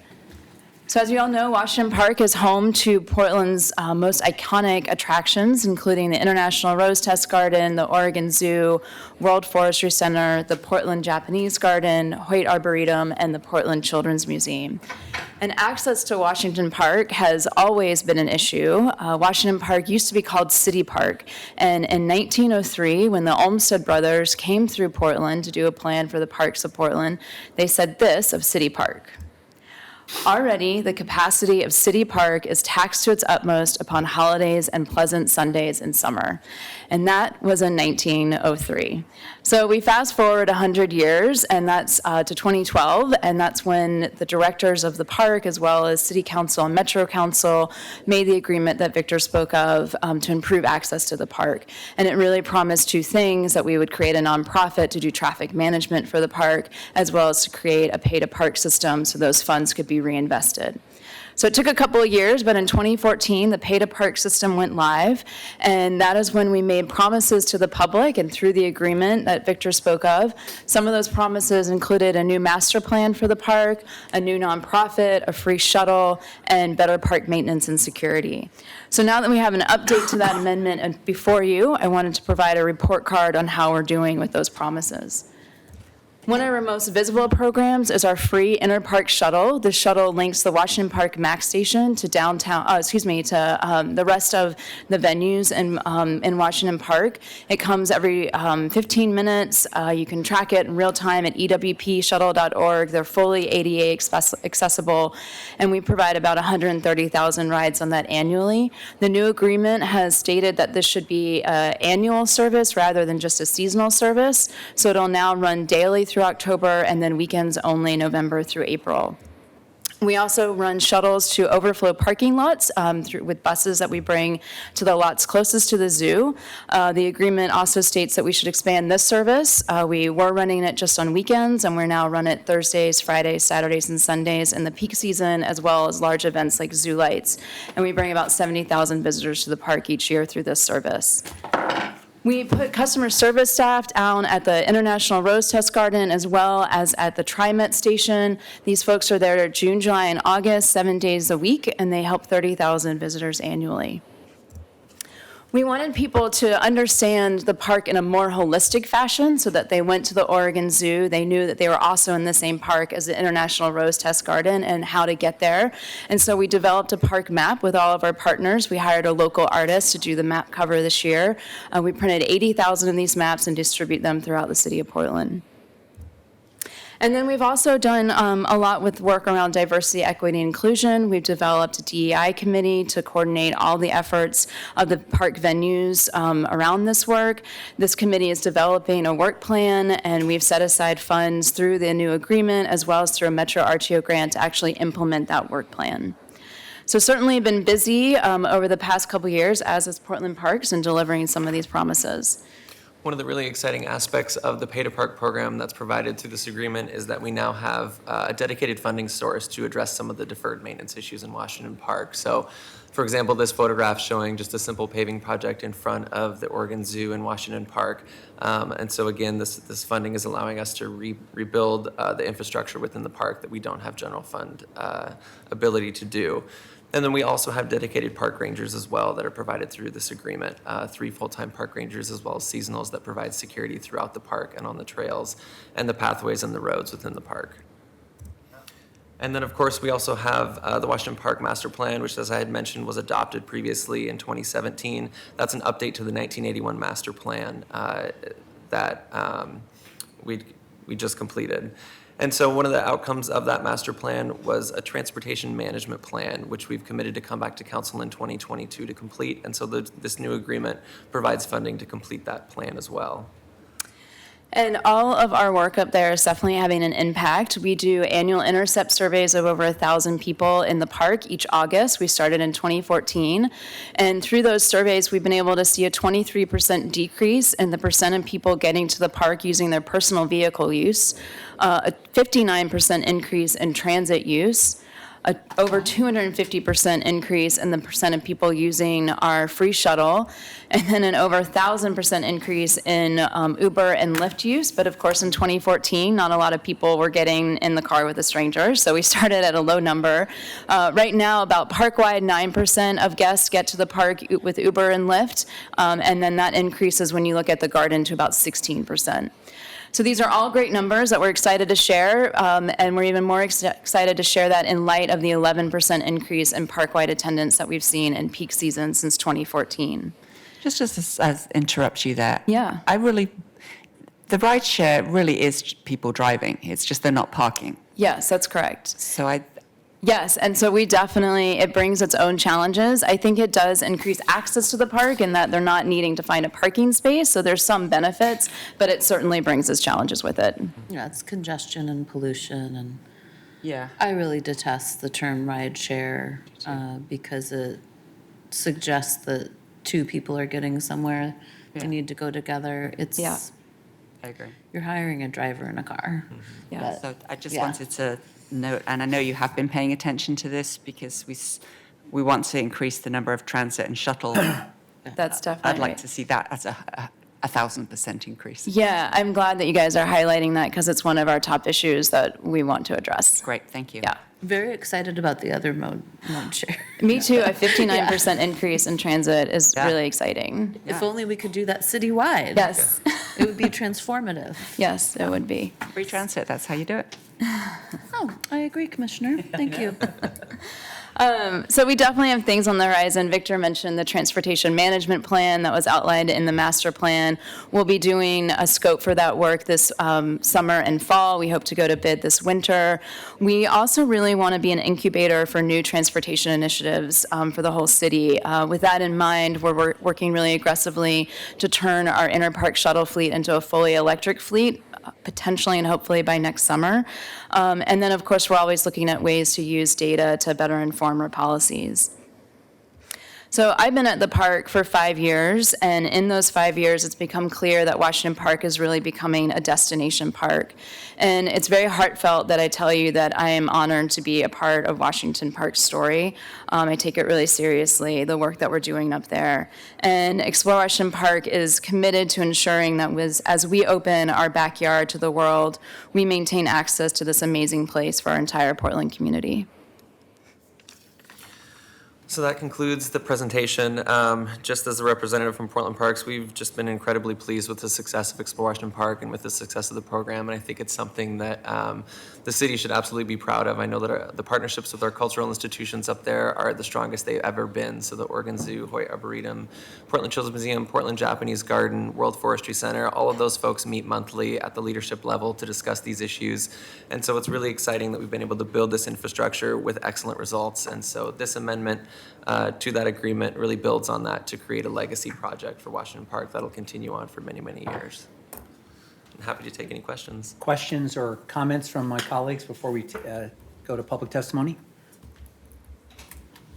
Thank you for the presentation. Yeah, thank you. Thanks for your great work. Carla, how many people do we have signed up? We have 2 people signed up. Very good. Maggie and Jeanne.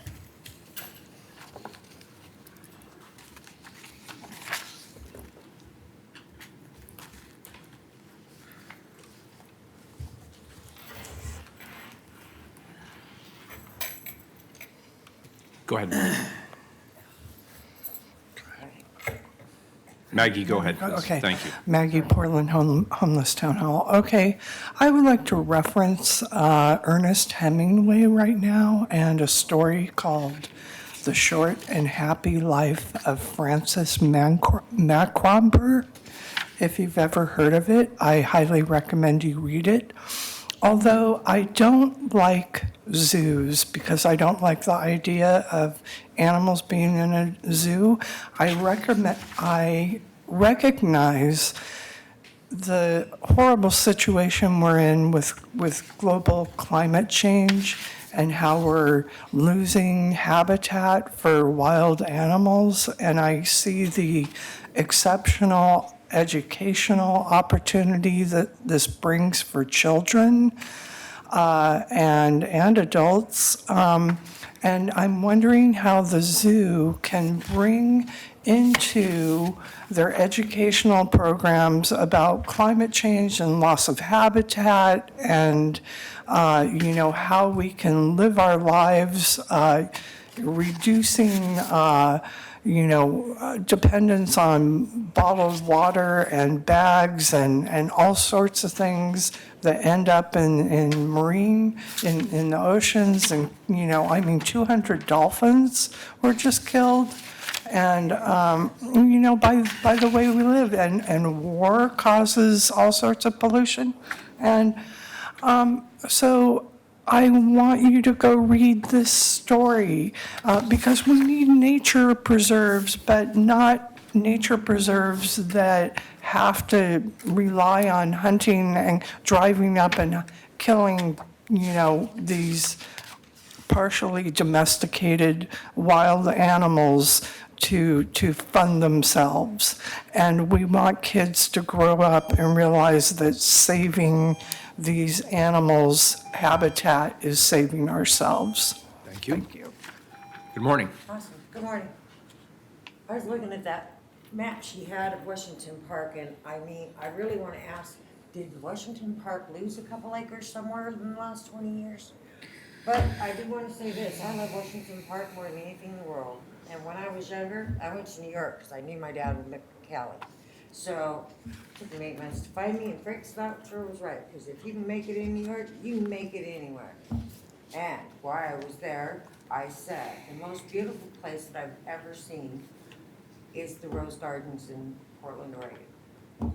I have bragged throughout all the states of the United States about certain things having to do with Portland area and the beauty that they try to retain. I agree with what you said 100%. I would rather it be a, you go in your car and the animals actually get whatever. In cages or anything, I watch Packy. And when I watched Packy, man, I watched that guy trying to get out of that little water thing that they had for him, and he scraped his knees until he left. It affected me seriously. Of course, Packy was, a year after me? So, but yeah, I think it's great you guys are doing all this work with Washington Park. I wish that you would do that in other parks. For instance, Holiday Park, some black gentleman walked up, hit my brother and knocked him to the ground. My brother's 60 years old, people. Then I'm walking from Lloyd Center over to the Max or the 70, which is by my home. And some black guy comes up to me and tells me he's gonna. Could I ask you to keep your testimony germane, please, to this particular item? I wish you guys would take care of all the parks and not just some of them. Thank you. You're welcome. Very good. Thank you both. Carl, this is a resolution. Colleagues, any further questions? Please call the roll. Fish. Well, first of all, I want to acknowledge that we began having this conversation in 2011, 2012, and it was not initially viewed as the most popular idea that we've ever put on the table. But the idea was that we were forecasting over time too many people driving to Washington Park, too much congestion, and we weren't collecting any revenue from many of our guests to offset the impact on our roadway. And the theory was, if you're going to drive to the park and you're going to bring your car, you ought to help offset the costs of dedicated parking and the impact on our infrastructure. It was not the world's most popular idea when we first raised it, and change is hard, but we came up with a winning model, and I think we can see from today's results that 5 years later, we have a lot of positive news to celebrate. I want to thank Heather McCary for her 5 years of service, and I want to thank all the people that serve on Explore Washington Park. It has had another therapeutic benefit, which is it has helped to bring together all of our partners in Washington Park. And each of them has a different set of issues and concerns and agenda, but this process has galvanized our partners in a very positive way. I want to thank Victor Sanders and the Parks team for bringing this home. This is the product of what we called six-party negotiations that went on for a while, and there were lots of different views. But I'm very pleased that we've landed where we did. As we heard a few minutes ago, Washington Park is one of the jewels of our system. And this program helps us pay for the cost of maintaining some of the infrastructure. It is not a readily adaptable plan to other parks throughout the city because it's based uniquely on the fact that so many people drive to Washington Park and we can generate the revenue. But the point is well taken. I think it's a terrific report and PowerPoint. Always love to be reminded of what the Olmsted brothers said in 1803. And what I particularly liked about the section that you culled, because I have the original report in my office, is that in those days, when they made a mistake, they just typed over it. They didn't retype the whole document like we do now. So the Olmsted report is actually filled with typos that have been corrected on the original draft. And some of you are old enough to remember when we used to do that, but now you just redo the whole document. Nice piece of work. Very proud to sponsor it today and to vote aye. Udaley? Well, thanks for the presentation. I am particularly impressed by the fact that although we've seen visitors increase by 11%, we've seen trips in single occupant vehicles or in cars decrease by 23%, transit increase by 59%, and shuttle increase by 279%. That's really extraordinary. I love taking the MAX up to the top of the park, I guess we would call that, and encourage everyone to explore that option. I vote aye. Fritz? I'm not usually a tunnel person, but I don't mind the MAX one. They make it interesting the way that the artwork and the geological features in the elevator are. So as long as I'm distracted, I'm not quite so aware that I'm in the middle of a mountain.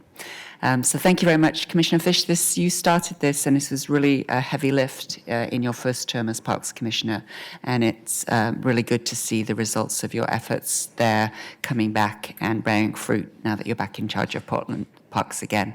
Thank you very much to the Coalition and the Transportation Management team for all your work on this. Aye. Wheeler? I was going to note the same things that Commissioner Udaley noted. I think this is very impressive. The transit and shuttle usage in particular is impressive. And if you back into the numbers here, it says in 2018, 61.5% of the visitors drove in a personal vehicle to the park. That means nearly 40% of the people who came to the park did not. That's actually a very high percentage of people not driving to the park, but instead using transit or shuttle or rideshare or other means of getting there. So this appears to be a success, and the hard work that people put into this in 2012, 2013, 2014 is being validated. Glad to see it. I vote aye. Resolution's adopted. Thank you. Great presentation. Next item, please. We are now finally, believe it or not, on a regular agenda, item 598. Appoint Sabrina Purifoy to the Open and Accountable Elections Commission and establish terms for all commission members. This is a report. Commissioner Fritz. Thank you. Colleagues, this is to appoint the final member of the Open and Accountable Elections Commission. As you know, the Commission is responsible for providing community oversight to the Open and Accountable Elections program. Most of the Commission was seated in January, with many and they've had a very ambitious timeline, have worked incredibly hard and had wonderful output. Sabra Purifoy is currently a policy analyst for the Oregon Department of Consumer Business Services. She has years of experience in politics, law, and a passion for social equity and justice. We're very excited to have her join the Commission. She was unable to be here today because she's traveling, but we wanted to do this appointment today because she's going to be able to join the Commission at their meeting tonight. Here's Susan Mote, the Program Director, to give any additional information. Sure. I have very little to add other than the fact that one of the things that was very appealing on her application was that in Los Angeles County, she was the department lead for the Government Alliance on Race and Equity and wrote and implemented the Racial Equity Action Plan for her department. So we really appreciate that perspective and value that in joining our commission. Great, thank you. I'll entertain a motion. So moved. Second. We have a motion from Commissioner Daly to accept the report. Commissioner Fish seconds. Any further discussion or questions? Please call the roll. Fish. Aye. Udaly. Aye. Fritz. I'm excited to appoint yet another superstar to this amazing commission. Thank you, Anna Paisio, the Deputy Director of the program, who is the lead staff person to the commission. Susan Mote has been here just 6 months and has pushed amazing levels of implementation to this program. I'm very excited about it. The commission meets once a month, the third Wednesday of every month, which is tonight. If you're interested in attending, it's held in the Pettigrove Room here in City Hall from 6:30 to 8:30, and everyone in the public is welcome to come and observe. Aye. Wheeler. I continue to be amazed by the quality of the volunteers we have serving on our boards and commissions, and this is certainly no exception. I really appreciate this. I vote aye. The appointment's approved. Thank you. Next item, 599. Establish process to resolve claims related to the water main break on March 16, 2019, and authorize payment of claims. Commissioner Fritz. Thank you, Mayor, and thank you for your partnership on this. Obviously, I think most people in Portland know about this water main break on March 16th. Here we are now on June 19th, which in city terms is really lickety-split. On the other hand, if you're a property owner or a resident or an employee at one of the businesses that was affected, it's been a long road to getting to resolution. And I've learned so much since I've been put in charge of the Water Bureau. The pipe was over 100 years old, and so of course I and everybody else said, well, that's a really old pipe, of course it broke.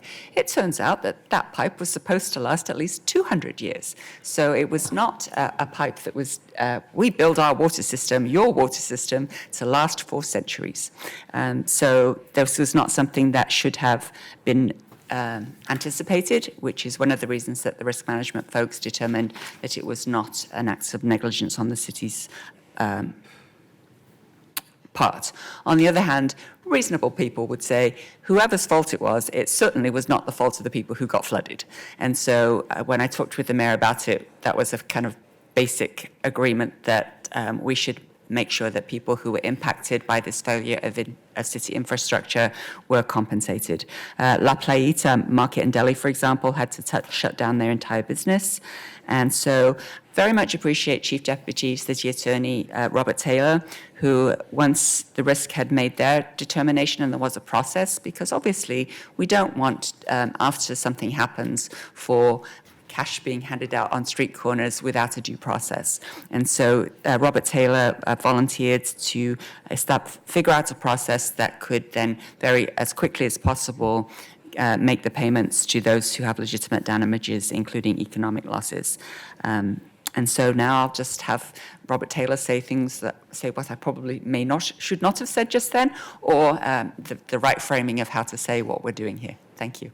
Thank you, Commissioner. Robert Taylor, Chief Deputy City Attorney. I think what you said was perfect and described the situation perfectly. This was an exceedingly rare event that did have a large scope of impact.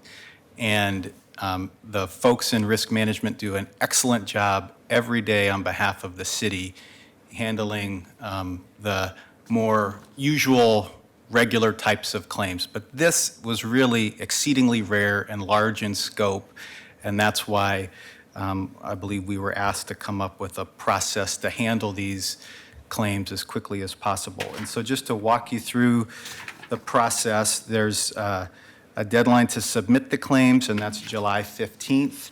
If folks have already submitted a tort claim notice to risk, those will be forwarded to the city attorney's office. Folks will not have to reapply. We will treat those as the application, but our office can ask for more information if necessary.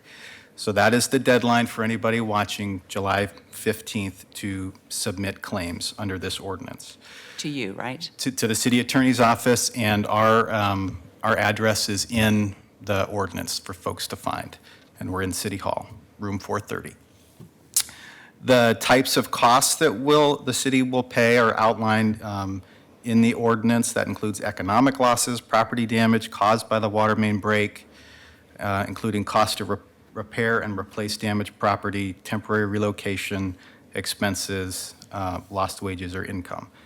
The ordinance also explicitly says the types of claims that the city won't pay, and that includes property upgrades, asbestos abatement, pollution remediation, other damages, including any caused by power outages. And then it goes on to require the city attorney's office to get sufficient documentation to support these claims before they will be paid. There's an authorization for the city attorney to pay the claims that's required by the charter. The ordinance establishes the source of funds, and that was part of a discussion earlier today in council as well. And then there will be a release and assignment of claims. So if property owners get paid, they will release their claims and then assign to the city any claims they might have against their insurance carriers. And then finally, the deadline to resolve claims for our office is October 14th. So this will give people some assurance that if they use this process to try to resolve their claims, we will do that by October 14th. If we're unable to resolve it, or if people decide they don't want to use this process, they are absolutely free to go through the regular risk management process and pursue litigation if that's what they desire to do. Great, thanks. Any questions? What if Commissioner Fish. What if the claims submitted exceed the amount of money we've set aside to resolve the claims? We do not believe that will happen, first, based on the claims that have been submitted so far. Second, the plan is to collect all of the claims information by the deadline so we know the universe we're working with, and then try to settle all of the claims within the limit of that fund. And having the limit of that fund and the deadlines associated with it should give us the ability to successfully resolve these claims. Is there a scenario, though, where you may have to discount the claims because of the limited funds available? That's a possibility, but we do not foresee that, but that's a possibility. And if we're forced to do that, we would try to do that in a rational way so that everybody's affected evenly. Thank you. Very good. Thanks, Robert. Any public testimony on this item, Carla? Yes, we have two people, Lightning and Maggie. Thanks, Robert. Appreciate it.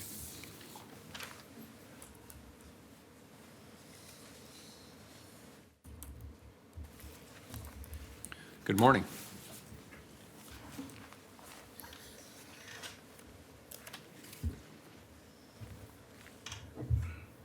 Lightning, can you turn that mic on? Someone turned it off. Thank you. Okay, thank you. Yes, my name is Lightning. I find it outrageous in the manner that you're dealing with the public on this issue. The water main broke, it flooded into their properties. Guilty as charged. It's non-negotiable. Now, what you want to do is come back and counter back and say, hey, we've got this unanticipated, it's not our negligence, we're going to throw this out at you. Well, here's my problem with the way you negotiate like this. It's one thing to negotiate with me like that, and I'm going to get right back in your face. But when you're negotiating with senior citizens, people that might not have the full mental capacity to deal with this type of situation, and it's causing them severe trauma, you say to them plain and simple, it's our water main, it's our water that went into your property. We're going to take good care of you. We're going to make sure you're taken care of. Don't worry about this. Don't stress out about this. We've got everything in line. But instead, you come back like a Gordon Gekko, a George Soros, and you say, well, we're going to put a cap of $250,000, and maybe you'll get paid if you get that in real fast. Are you serious? Is this the way we want the city of Portland dealing with the people out in our communities? Guilty as charged. You flooded into their properties, you're going to pay the cost. And let me tell you something. If I heard correct, some of these businesses are closed right now. $250,000 is going to go through in a second into people's basements, into certain damage. In today's world, that is nothing to cover that. Nothing if it went down into their basements and mold started happening, and then you say you won't clean out the environmental issues. City of Portland, you're going to pay everything. That's why you're insured. That's why you have a general fund. Don't play games with the people out there that you harmed, period. Non-negotiable. And you accept all liability, City of Portland. Guilty as charged, per lightning. Pay up. All right, Non-negotiable. there we have it. Carla, please call the, wait, we need Commissioner Udaly here for I've never this. seen a water main break in a city not take responsibility. We need So if I might just make a comment Commissioner here. Fritz, and We we'll are wait making, till- taking responsibility. I can't recall a time that I've had testimony which is completely opposite to what we're doing here. We are saying that we're going to take responsibility, as Robert Taylor said. $250,000 should more than cover the amount of claims that we both know of and anticipate. As was mentioned earlier, we need to have a number to carry over because we're going from one fiscal year to another. So that's why we have estimated high, so that we can pay all of the claims. And I further need to say that I'm really grateful to all of the people who contacted me. I called several of those affected personally, all really understanding, gracious, encouraging, collaborative, and merely seeking to make sure that they are made whole. And so I really appreciate those who have been affected for their patience, and I appreciate the council for getting this done as quickly as bureaucratically possible. Very good, and I'm waiting for Commissioner Udaly. This is I know, I was kind of an screwing emergency it up. ordinance. There she is. Very good. Carla, please call the roll. Fish. Aye. Udaly. Aye. Fritz. So this is the right thing to do. I appreciate my colleagues for doing this. And again, thank you to Robert Taylor and the City Attorney's Office for stepping in to make things right. Aye. Wheeler. No good deed goes unpunished, I know, right? Commissioner Fritz. I vote aye. The ordinance is adopted. Next item, please, item 600. Amend acquisition of public art code to expand eligible uses of the 2% funds, explicitly prioritize underserved communities, and clarify city accountability. Commissioner Fish. Thank you, Mayor and colleagues. I'm very pleased to make a few introductory remarks on this matter, which Commissioner Udaly and I are bringing forward. In February of 2018, Portland City Council adopted our Arts Affordability Plan. This document includes 24 recommendations on how the City of Portland can help artists afford to live and work here. We've made some great progress, and later this summer, my team will be coming back to council with an update on our work. But today, we're here to discuss the 10th recommendation in the plan, changes to the rules around our 2% for art program, on page 18 of the plan. We've worked with city bureaus, the Regional Arts and Culture Council, and key stakeholders on this update. These proposed changes, if adopted by the council, will make this tool more flexible, more equitable, and we hope more effective in bringing public art to all communities in Portland. This morning, we're joined by Jamie Dunphy, Senior policy director from my office and the main author of the report. Tracy Schreiber, my Arts Affordability Fellow, who will be completing her fellowship with my office at the end of the summer. And Jamie will also introduce our special guests. Jamie? Thank you, Commissioner. Also with us is Polly Ann Faith Burge with the Office of Commissioner Udaly, and I'm going to turn it over to Tracy. Our special guest. Great. Good morning. My name is Tracy Schreiber, and I'm the Arts Affordability Fellow for Commissioner Nick Fish. We also have David Huff here, our City Arts Manager with the Office of Management and Finance. We're here today to propose amendments to the Percent for Art Code. A plan for preserving and expanding affordable art space in Portland recommended changes to the 2% for Art program, and the 2018 RAC audit recommended better monitoring and oversight of RAC's work. Along with the grants and the arts tax, Percent for Art is one of the main programs RAC implements for the city.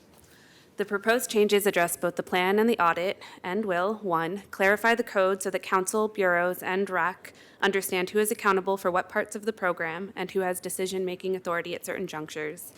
2, expand eligible uses of the 2% to include creative space and more clearly allow for activities like artists in residence. 3, more explicitly allow 2% funds to be decoupled from the triggering project site. And 4, add language to encourage prioritization of underserved communities' access to art. The community mapping funding in the 2019-2020 budget will inform this priority in future art siting and activity. The offices of Commissioners Fish and Udaly worked with David Huff and OMF and alongside RAC and the city bureaus on the proposed amendments to ensure efficiency, flexibility, and clarity in the code. We're excited to bring you this proposal.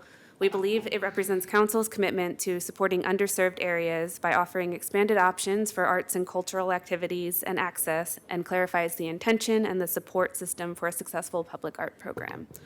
We welcome your questions and thank you for your time. Thank you. That concludes our formal presentation.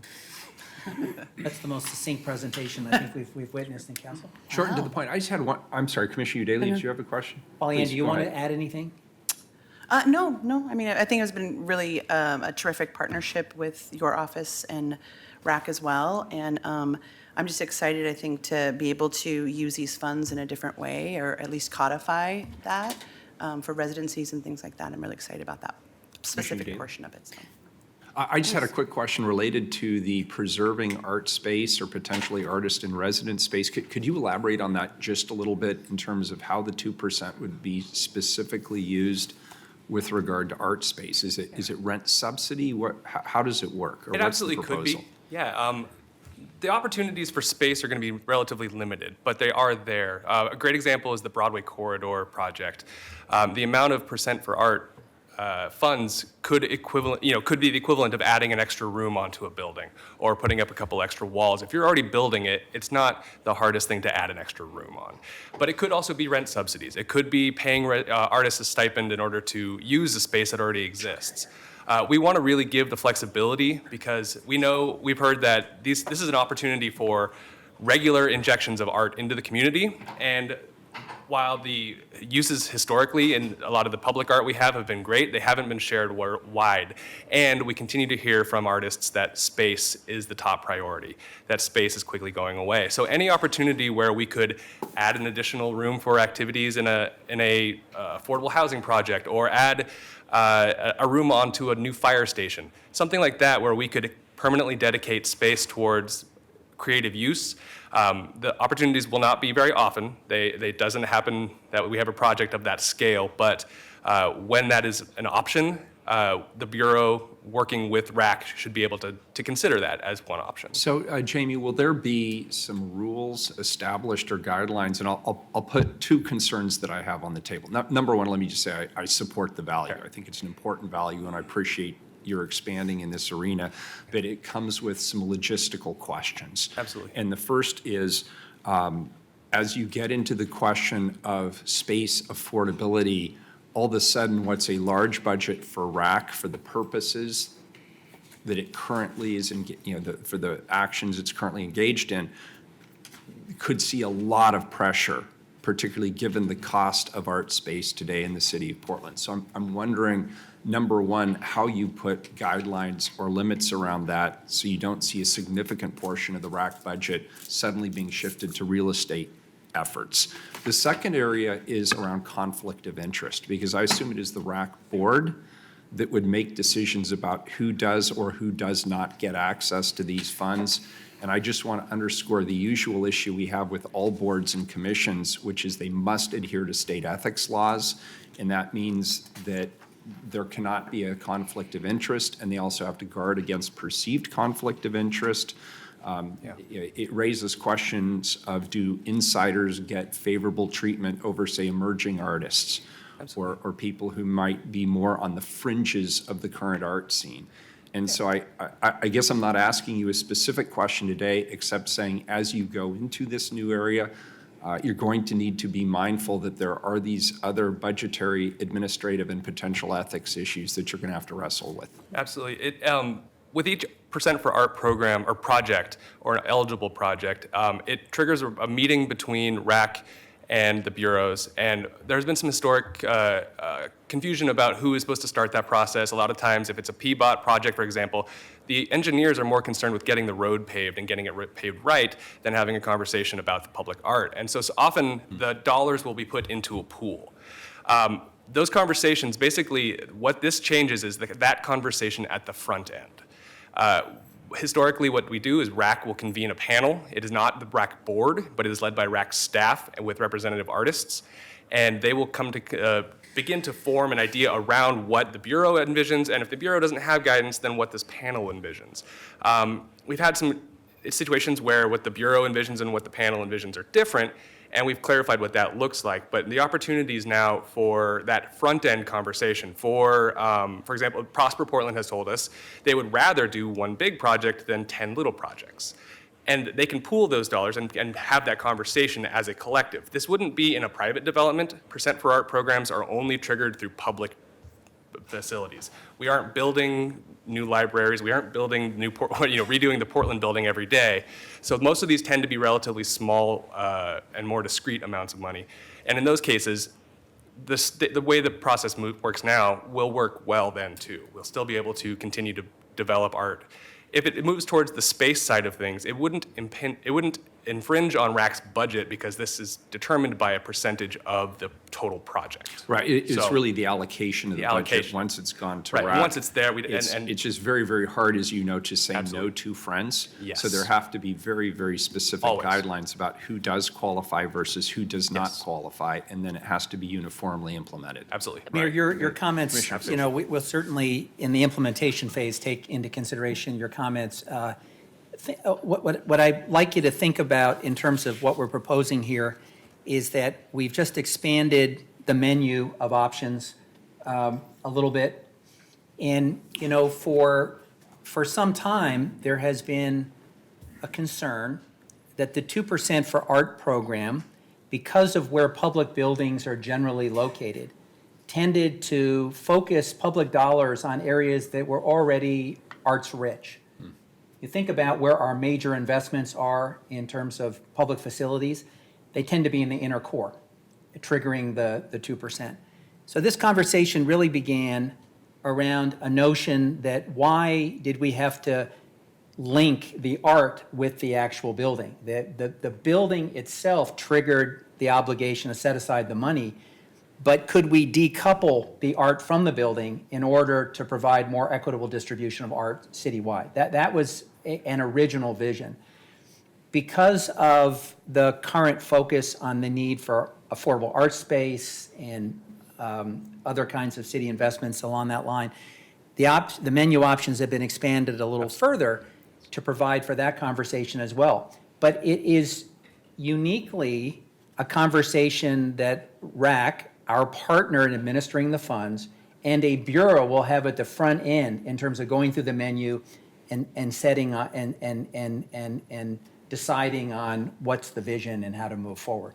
But we'll be mindful of your concerns as we do regulations. Yeah, I appreciate that very much, Commissioner Fish. Thank you. The conversation around areas like 122nd Division being perfectly bereft of any public art. However, that may not be the right place for public art, but there are still artists there, and they have needs and community wants. So, yeah, absolutely. It sounds like we're all in agreement I on hope this, so. and I appreciate that very much. Very good. Any further questions?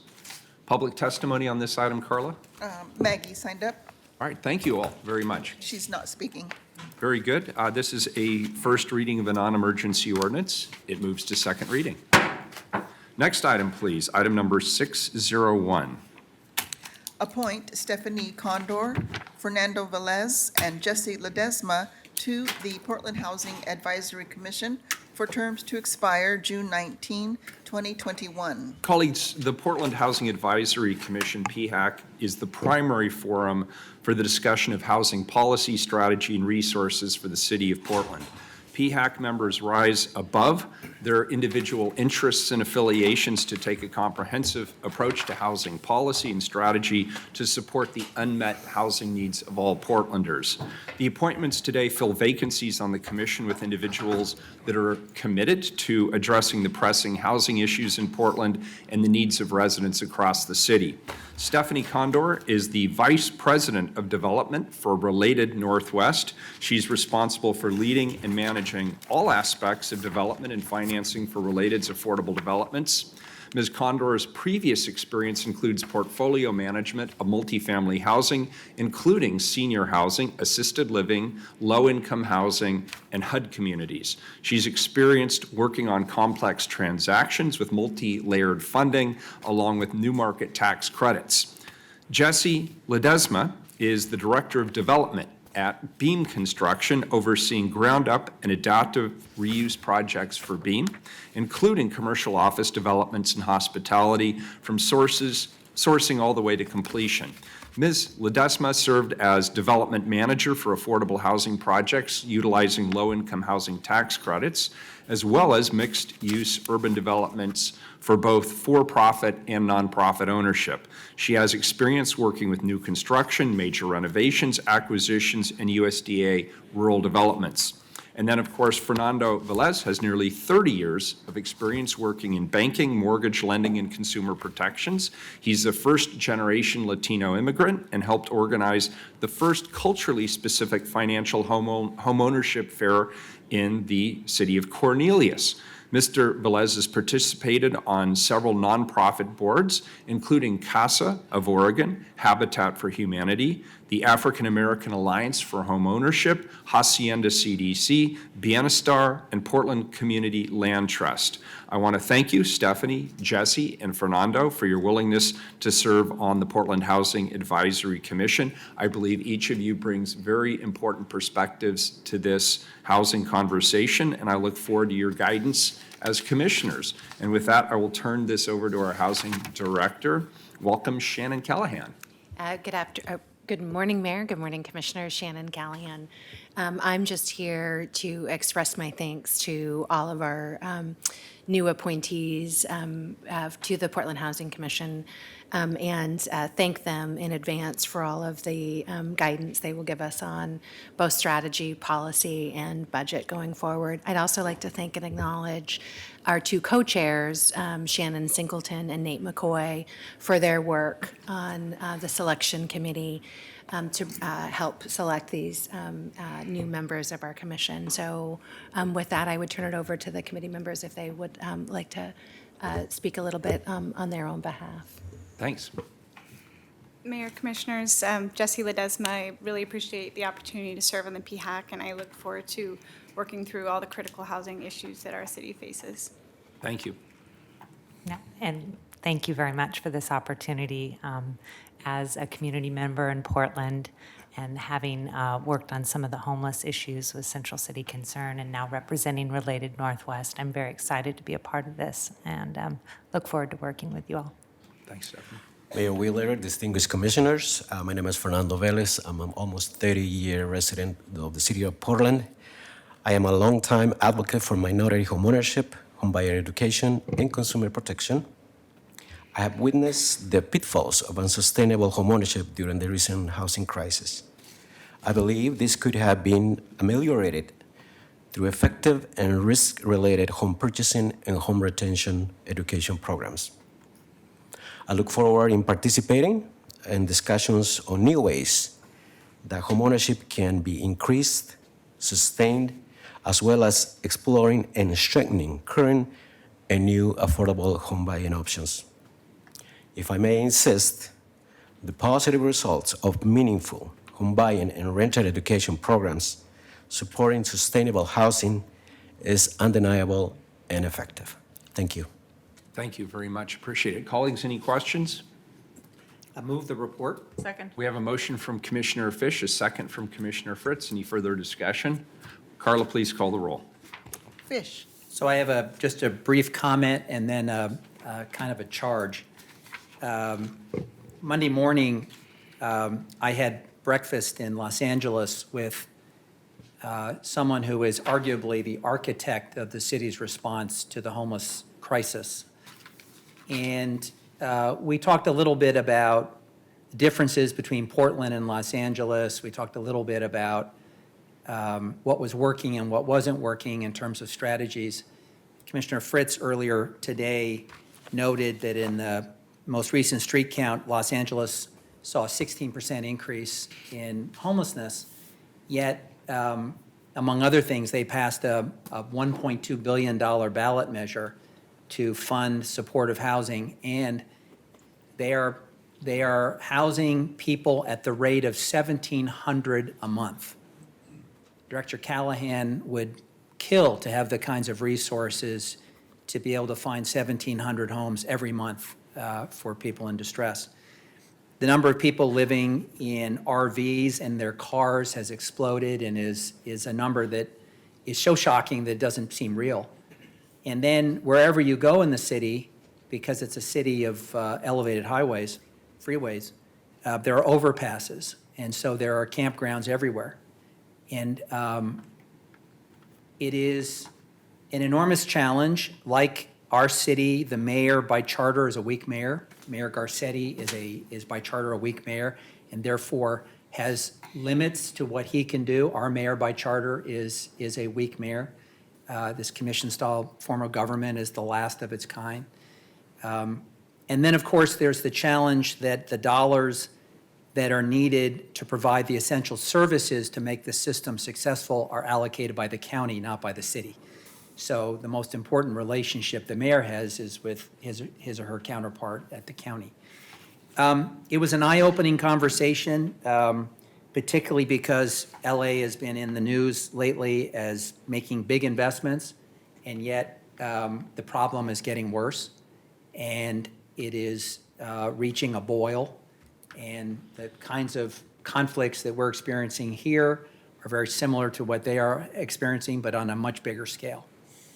The mayor had recently been in Venice Beach talking about opening up a shelter and spent 4 hours at a meeting taking abuse from people who didn't want the problem to be solved in their neighborhood. Well, if you go to Venice Beach and in California, what you notice is there's a lot of camping actually on the beach and everywhere around. So the point of my story is that every city up and down the West Coast is experiencing a crisis.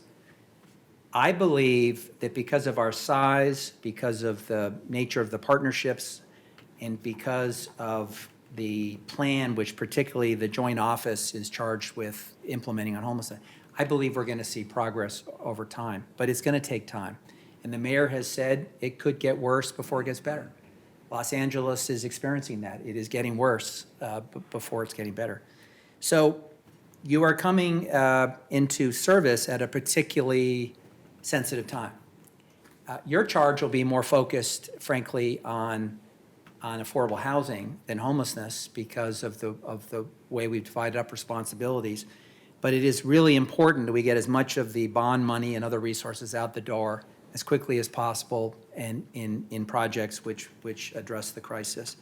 So we are counting on you to help us get it right, and it seems like I don't remember the last time we had nominees to PHAC that had the breadth of experience that the three of you have. I mean, you're an all-star panel, so thank you for serving.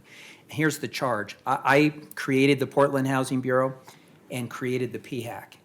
And my one disappointment with the PHAC, the Portland Housing Advisory Commission, is that we intended it to be an independent body that would from time to time come to council and say, the city's not going down the right path, or we disagree with an expenditure, or at budget time, we have a different view, or whatever. And it is vitally important that you maintain your independence. And from time to time, you're going to disagree with the distinguished director or with the council's direction. And what I want to charge you with is, it is in those moments that you are doing your best service in making sure we're aware of your concerns. And the only way we become aware of those concerns is if you send us a letter or some communication that says, respectfully, PHAC disagrees with a budget proposal or a policy decision or whatever. So that's a role that PHAC has not played as robustly as I would have liked.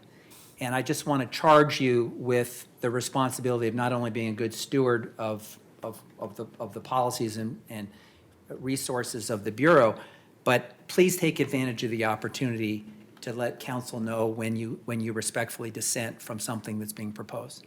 Because otherwise we won't know, and we won't have the benefit of your wisdom on something. And so please take that charge seriously.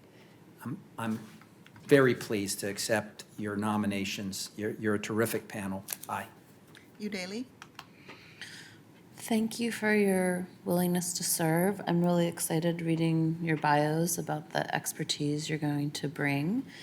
And Fernando, I'm particularly interested in your ability to help in the conversation around inclusionary zoning and affordable housing and helping developers figure out how to make it pencil out. Because I hear that a lot, and having never bought a home or developed a property, I can't really aid them in that endeavor. So it's essential that we have people serving the city who understand that part of the puzzle. So thank you very much. I vote aye. Fritz? You are going to be in the center of the storm of all of the challenges that we face as a community in providing affordable housing and housing in general. So thank you very much for your willingness to serve. Aye. Wheeler? First of all, obviously, I strongly support the work of PHAC, and I support these nominees. None of them are what I would describe as people who would shy away from conflict, who would shy away from speaking truth to power or coming up with ideas that they believe we as a council should support. Slight footnote, I want to also just note that this week the auditor's office issued what I believe to be a very positive audit on the Portland housing bond, and I was glad to see that. Of course, part of your charge will be working with us on that and making sure that those resources are deployed to full effect to create as much workforce and lower income housing as we possibly can with the resources that we have available. But I also just want to read into the record the mission of PHAC, because it's worth it to mention this every opportunity we get, because it is a broad mission. The mission of PHAC is to advise the director of the Portland Housing Bureau, the Housing Commissioner, and the Portland City Council on housing and homelessness policy, strategy, and resource issues, promote improvements within the Portland Housing Bureau and the larger housing system, highlight opportunities for influence between the city housing system and other systems, as well as provide a forum for public input on housing and homelessness issues. So I agree with Commissioner Fish that to some degree, while there are amazing people serving on PHAC, it has felt a little bit like a Ferrari parked in the garage and occasionally trotted out to run to the grocery store. We have a really solid group of people on this commission, and the issue that you will be working on, the issues that they're all interrelated, that you will be working on are right now the most important issues in the city of Portland. And I know this because I hear about these issues 100 times more than I hear about any other issue impacting the city of Portland. So in closing, I want to say this. I thank you. All of you are super busy. All of you could be doing a million other things. There is nothing about this charge which is easy. Some of it is even downright controversial. And I appreciate, again, that we have people in this community who are willing to volunteer their time, their energy, and their talents for this kind of purpose. I'm really gratified by it. And as a fellow Portlander, my hat's off to you, and I appreciate your service. I vote aye.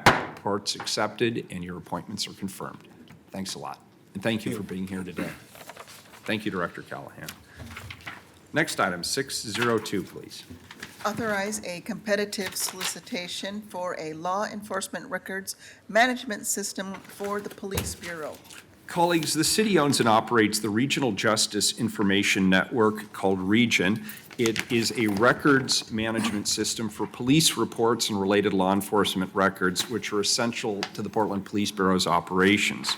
Region established a governing body of more than 40 partner agencies in the 2-state, 5-county metropolitan region that are signatories to an intergovernmental agreement. The agreement covers cost sharing and recovery.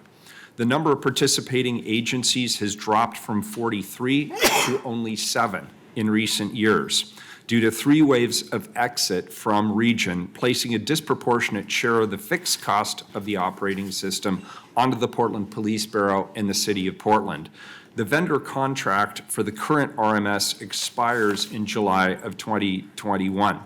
The Bureau is contracted with a consultant to assist in the development of a procurement solicitation seeking a replacement system that can be implemented and made operational prior to the end of the current contract.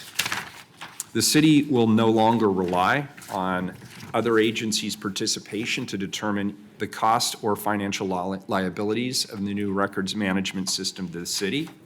The new records management system will be more efficient and cost less than Region. The project timeline to select, implement, and transition the Bureau to use of a replacement RMS by the expiration of the current contract has very little slack and requires timely action on the part of the Council. Failure to complete the project by July 2021 may require the city to extend the contract with the current vendor for a full year at substantial additional expense. And I appreciate that we have Senior Program Manager Tammy Mayer here today. And we also have Ryan Lee here as well, I suppose, in backup support or to answer any questions. Good morning. Good morning. I don't know if you want to add anything else or just answer questions.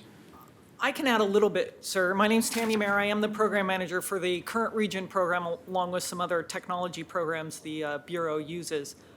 Region was a grand idea, and it had some good minds behind it. Unfortunately, there were a lot of things that did not go the way the original planners had thought. From the governance of the system to some late adds to the system, Clark and Clackamas counties, as well as some system complexities. We selected the system in 2012 and it went live in 2015. There have been a lot of technological advances in these systems since, and I am positive we can find a better functioning system and a more user-friendly system and work the governance where it does not put a burden on the City of Portland to support the other partner agencies. Commissioner Fish. First of all, I know that you did the circuit and briefed each office on this, so thank you for taking the time, and I had a chance to have all of my questions answered.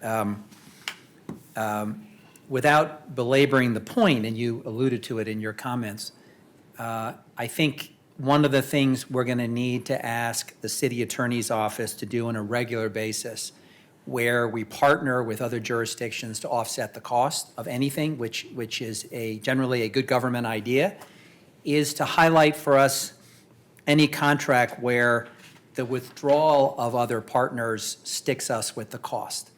I think this is kind of an eye-opening experience, because the goal of sharing the expense and thinking region-wide and et cetera was very noble, and we tend to, that's our default. We try to think about how do we engage partners, share the load, think regionally, have an integrated system.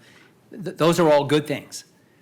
But I think it's terribly important in the future that the city attorney's office or procurement highlight for us in any contract a circumstance where other people, by opting out, can in fact shift their cost to us, because this obviously can't happen again, and we've learned, I think, a valuable lesson. So thank you for the work that you've done in addressing my concerns. Yes, sir. Yeah, Commissioner Fish, to that point, poor AC Lee has heard me go on and on and on about this. I don't know how that contract even got signed, to be honest. And it's a legacy contract. It's been with us for some time. But I don't believe there should ever be a circumstance where we enter a cost-sharing agreement where only we absorb the liability if others make an independent decision to withdraw. So that is my first and fundamental problem with the contract as it currently exists. And so I'm very happy for us to move along. The second piece of this relates to a larger issue, and I know Commissioner Fish, you've had a particular interest in this enterprise-wide, which is who's looking over everybody's shoulder as decisions are made about new technology platforms. And I've made it very clear that at every step, we're going to stage gate this and make sure that we have independent eyes looking at what we are doing and how we are deploying the new platform. Because I most certainly, while I wasn't here for the genesis of the previous contract, this one will most certainly have my name at the bottom of it, and I want to make sure that we do not repeat the highly negative experience of the existing region contract.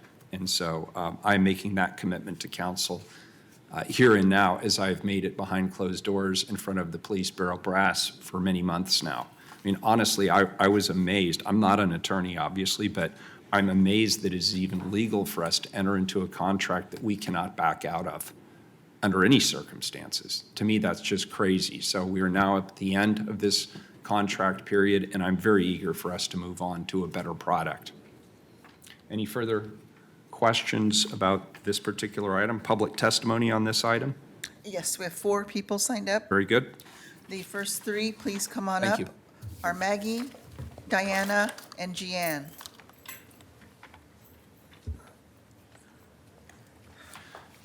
Jan, why don't you go ahead and start for us, please? Carla, who's the 4th? Maggie's not here. Maggie's here. Me? I'm sorry, what'd you say? Jan, would you please start? Yes, my name is Diana. Diana, I'm sorry I misheard. I apologize. It's okay. And just listening to what was currently discussed, I think that it's absolutely great that we are going to be moving on from this contract. It is something that is pulling resources in an unnecessary way at this point that could be allocated to other aspects, that are needed in our city. It was astonishing to hear that out of 43, we are now down to 7. And that is a really, really big drop in a number. And I really like to highlight what Commissioner Fish pointed out in regards to making sure that as we move forward from this, that we're highlighted and that any partners who are withdrawn, that it's notified immediately. My question is that who is going to be appointed to be that person to look over the shoulder and keep accountability and maintain due diligence? Aside from that, that is all I have to say. I'm in full support of this. Thank you. This is hard for me because I talk to a lot of cops all the time. And basically, I don't know if the new system's going to work better, but I do know that I keep hearing this on the street from cops. We can't do our job. We're not allowed to do our job. Either Danielle Outlaw is stopping us from doing our job, or Mayor Ted Wheeler is stopping us from doing our job. Okay, that's Wait. separate So I'm from this, so hoping, bring it back. I'm hoping that if you guys change this policy and get out of where you've been, hopefully there will be a better reflection on the street. Thank you. Thank you. Good morning. I'll just second that motion of everything that was just said. Thank you for Thank your you. testimony. Very good. And there was a 4th person who's not here or is here. Steve Sewell. Very good. Come on up, sir. Thank you. Good day, Commissioners. I'm Steve Sewell. I'm here on behalf of the Society of Professional Journalists, local chapter. Amanda Waldroup, our president, I believe, submitted written testimony. I work as the editor for the Oregonian's watchdog and data-driven enterprise team. And my team works with public records databases to perform analyses of important problems of public policy, and to hold agencies accountable and to, in many cases, identify solutions. In our work with the Police Bureau's current database, we've encountered many barriers to access. It's been difficult. Apparently, the system is very difficult for the Bureau to work with to export data in bulk. And as a consequence, we've been quoted extremely exorbitant fee estimates for producing data. One was in excess of $1 million. We did not pay. In an effort to get a better understanding of how the data is structured and make more informed and precise requests of the Bureau, we've attempted to access their data dictionary, which is a document that describes the contents of a database, the tables and fields that it contains. And we were told in response to our request that this was a trade secret as stipulated by the vendor. This new contract is a real opportunity to make sure that that doesn't happen again. We have requested that two requirements be included in the RFP, that the data be capable of being exported in bulk or in part without any special coding, that any ordinary Bureau employee be able to perform that function.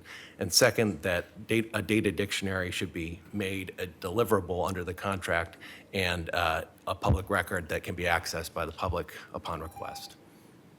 Thank you.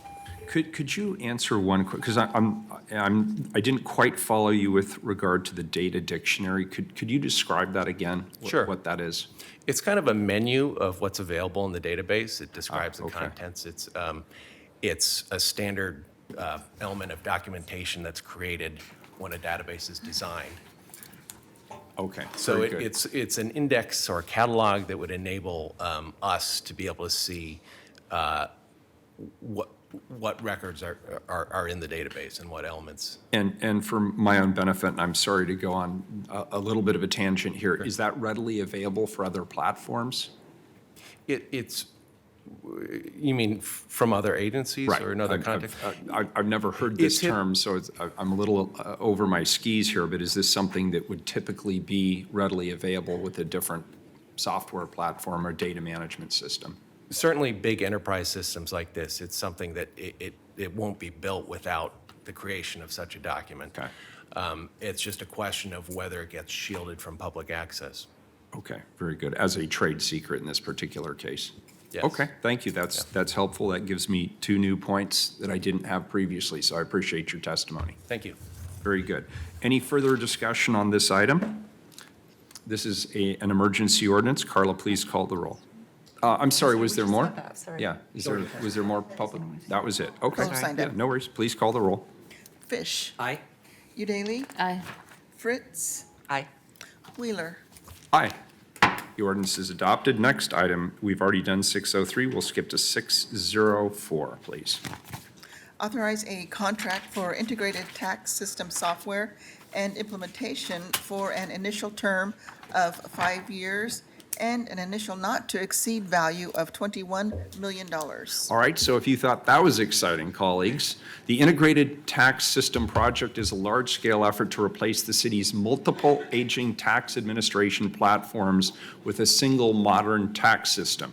This report would authorize the Chief Procurement Officer to execute a contract resulting from the previously authorized request for proposals for ITS software and implementation. Included with the report documents are initial estimated funding and cost recovery plans for the ITS project in Exhibits A and B. Interim Procurement Manager Scott Schneider is here to present this item. And Mayor, if I may just jump in, Thomas Lanham with the Revenue Division. Can we read both items and since they're coupled Yeah, together? sure, 605 as well. I didn't realize they were going to be read together. Yes. Carla, would you mind also reading 605, please? Yes, 605, declared temporary moratorium on new program requests and significant changes to existing programs in the Revenue Division of the Bureau of Revenue and Financial Services to ensure successful implementation of the integrated tax system.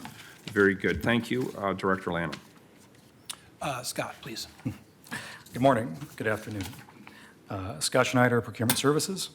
You have before you the procurement report recommending the award of a contract for a not-to-exceed amount of $21 million. This contract will have an initial term of 5 years. On November 6th, 2018, the Chief Procurement Officer advertised RFP number 1061, and on December 27th, 4 proposals were received. All proposals were deemed responsive to the requirements of the solicitation and were reviewed by the evaluation committee. The city issued a notice of intent to award the contract to Fast Enterprises LLC on March 19th, 2019. No protests to that notice of intent were received. Based on the expected spend over the next 5 years, the confidence level for this procurement is medium. Fast Enterprises LLC is not a COBID certified minority-owned, women-owned, service-disabled, veteran-owned, or emerging small business. There are no subcontractors on this contract. If council has any questions about the solicitation process, I can answer those. And Thomas Lanham is here from the Revenue Division to take any project-specific questions. Colleagues, any questions? I also have some remarks if you'd like to hear them. Yes, please. Okay. And this is related to the resolution, is that correct, 605? I'll address both the contract Okay. and the resolution. All right, thanks, Director So just Lanham. to kind of back up a minute, this is something that we've been working toward for many, many years in the Revenue Division. We've recognized that our databases are long in the tooth, are coming up on expiration in terms of their useful life. And so the systems that we're talking about replacing include the Business License Information System, which is 21 years old and a critical accounting platform for this year. It looks like $150 or more million in business license tax revenue. Over $400 million all in, including the arts tax, hotel motel taxes, and other taxes. This new platform will enable us to have a single hosted solution. So we're replacing many platforms with a single platform with offsite backup, enhanced security, and disaster recovery.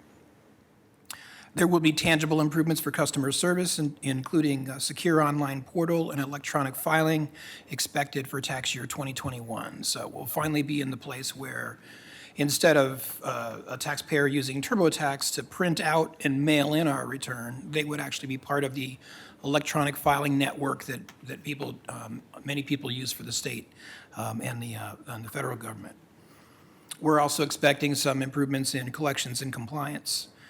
The all-in cost for the project itself is $22.9 million. $9.68 million is included in the FY 19-20 budget as an upfront cash contribution to make sure that we maximize the dollars that we spend.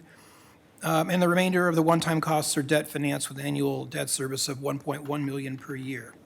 As directed by a budget note in the FY 19-20 budget, and this is very much on target with what you just discussed regarding Regis, revenue will seek full cost recovery from all the funds administered on the ITS platform. This is Exhibit A to the financial impact statement. If you want to take a look at the dollar amounts, the funds would include the arts tax, the clean energy surcharge, Multnomah County notably, and others. And the budget note directs the Revenue Division and CBO to finalize the financing model by September in time for the fall bump so that we've got all these pieces in place. The project is expected to kick off in August, and cut over to the new platform is expected in August of 2020. So this is a all-in, big bang approach. 1 year, the vendor is the top vendor in the space. We have high confidence that we can hit these timelines and stay within the budget. And then that would be followed by a 12-month stabilization period. So this is a 24-month project with a cutover at about the 13th month. Switching gears to the resolution, just briefly, this would freeze current revenue programs and prohibits any new ones during the implementation period, expected to last again 1 year until August of 2020. This is absolutely necessary to improve project success. Again, just moments ago, we heard about Regis and a lot of things being added at the last minute, which really does jeopardize project success. And we may come forward with additional code changes to our tax code. So for example, if the vendor is contemplating some kind of a customization as opposed to a configuration of their product, merely because we've got some arcane or unneeded penalty or interest calculation or other sorts of treatments that are immaterial to how we go about collecting taxes, but are somehow going to be difficult to implement in the new project, on the new product, we would come forward to City Council and try to smooth out any of those bumps so that we can make this product work well for us. We're not interested in trying to force the product to execute everything in the way that we currently do. In fact, we're looking to the vendor to help us nail down some best practices and implement them. So I will stop there, and if there are any questions, I'm happy to answer them. We also have other folks in the room from CBO, Jennifer Cooperman, Project Manager Rochelle Gorsegner, who's my hero back there next to Jennifer. Very good. Colleagues, any questions? Commissioner Udaley. Well, I would just like to commend you for getting out ahead of this issue and not allowing your software to go into unsupported status. No bureau that's performing a vital function for the city or for the public should allow that to happen. It's really a nightmare, I know through experience. That's really all I wanted to say. Very good. I have a couple questions. Commissioner Fish. So you described a 12-month period followed by another 12-month period, or a 24-month period all in. But the moratorium only covers the first 12-month period, is that correct? That's correct, with a 6-month extension. So with this resolution, you would be granting me the authority to extend it for 6 more months if needed. I see. And is it a blanket moratorium, or are there carve-outs?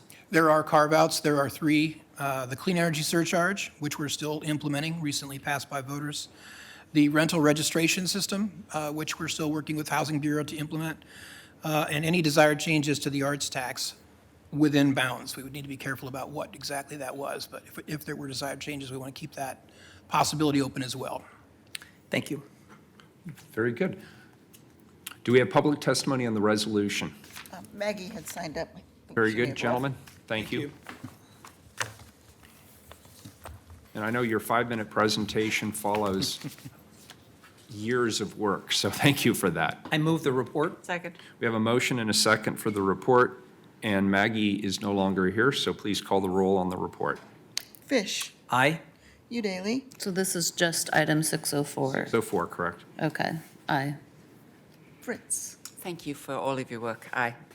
Wheeler. Aye. The report's adopted. Item 605, the resolution, please call the roll. Fish. Aye. Udaley. I'm sorry, this just went by so fast that I didn't get some questions answered on the resolution, so I can either... Without objection, would you mind, colleagues, if we let Commissioner Udaley ask her questions of Director Lamb? Yeah, because Very I good. didn't Go hear ahead. anything about the resolution. I didn't think to ask my questions. No worries. So I want to support this resolution. I have a couple concerns. One is, how long will the temporary moratorium be? 12 months. 12 months. And Mr. Lanham, we had had conversations about a variety of potential new taxes and whether or not any of them could be incorporated into this first year. We didn't have a follow-up conversation, so I don't actually know if you determined with the vendor whether that would be possible or whether that would impede the implementation of the new software. Could you speak to that? It entirely depends on what we choose to do. So for example, the personal income tax, which was one thing that you and I discussed at length. We have got an estimate from the vendor about what that would cost. We have a timeline. So that's, it's not included in the scope of what we're buying here today with this report. We'd have to come back and amend the budget. But we do have the ability to begin work on that even as we're working on these other pieces. I'm not prepared to sit here today and say what tax year that would be turned on, but suffice to say that is one of the taxes that are carved out in this moratorium. Any other taxes would likely be a second rollout. Okay. So we're going, cutting over in August of 2020. So think of any other taxes or fees more like a 2021 timeline. Okay. And I would just like to add, it pains me greatly to have to tell this body or any other that, you know, we can't implement something, but this is absolutely critical to make sure that we have got success. I understand, and I really respect and appreciate the work that you do for the city, and I trust your assessment and your judgment. I just was concerned that this would impact something that we've already had conversations about. So I feel new programs and significant changes. Okay, I'm satisfied. Thank you. Just as a point of clarification, though, it's actually effective through August, the end of August of 2020, so longer than 12 months, and then with you being given authority to extend for an additional 6 months.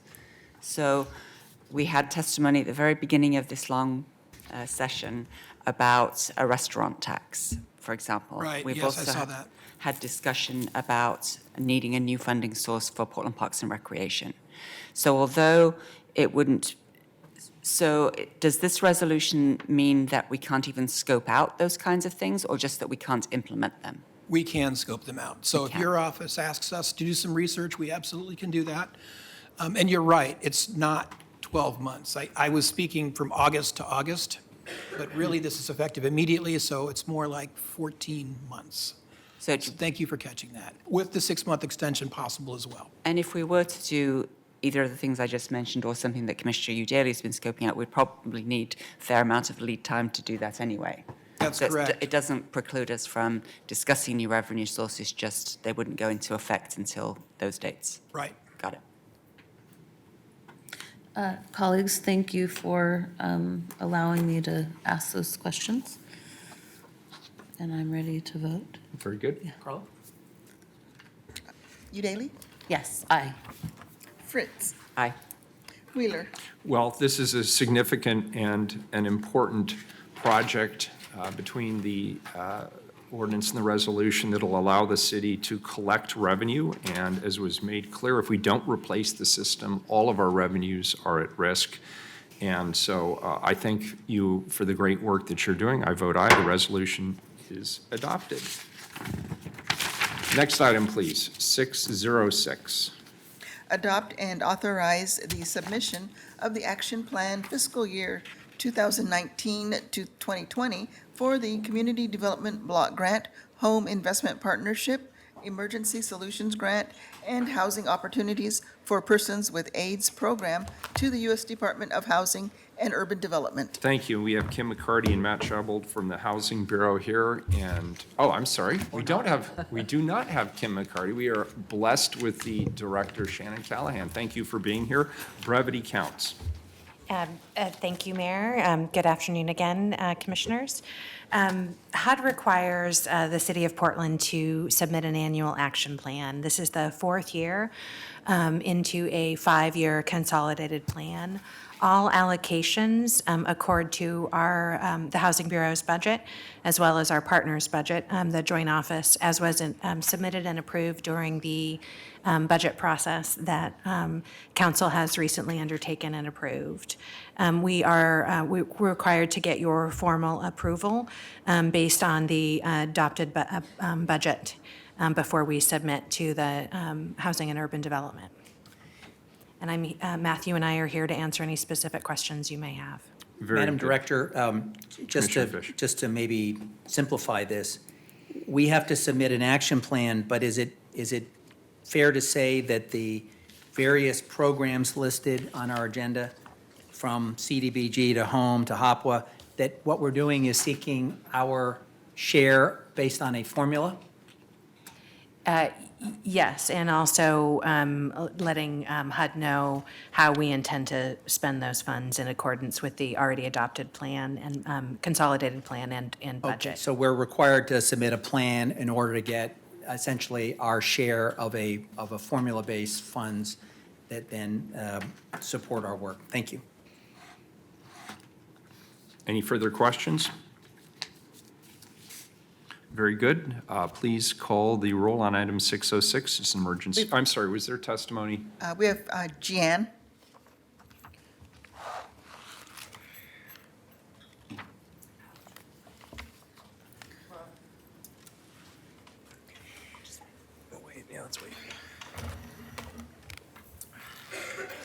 I'm really thrilled that you guys are focusing a lot today on housing. Mayor, please, please, let me state that Save Our Vets And 38 houses for veterans is like a spit in their face. I'm sorry. I don't go for your guys' volunteer stuff. I do a lot with the places that I really, my heart is, okay? And vets is one of them. I would also like to say, I'm paying 60% for housing where I live, and the minute I brought in some new furniture, my neighbors got really jealous to the point where they followed me down to where I was unloading it. And once it got in my house and I left, I came back and there were marks all over my stuff, deep cuts in the wood and stuff. So I'm glad that you guys are focusing on housing, but some of the, like my brother said, the locks on my door were made in like 1960 and it takes about 3 seconds to break in. So why is us who are low income having to have more theft from our neighbors and the community because our locks are insufficient? I mean, I just have a real lot of questions about, y'all are trying to do the best you can, I understand that. But on the same hand, when people try to bring up things that are really, really out of hand, I've seen them pushed to the wayside. So I'm gonna hope that this is gonna help it all. And I am proud of you guys for addressing the issue. Please, Mayor, more than 38, okay? Because there's a lot of vets out there, they're homeless, and they feel like they are being like fourth, what is that, fourth country? You know, when they really, I can't remember how they say it, underprivileged communities and countries, and the vets feel that. And I can say that because I see them every day, guys. Very good. Thank you.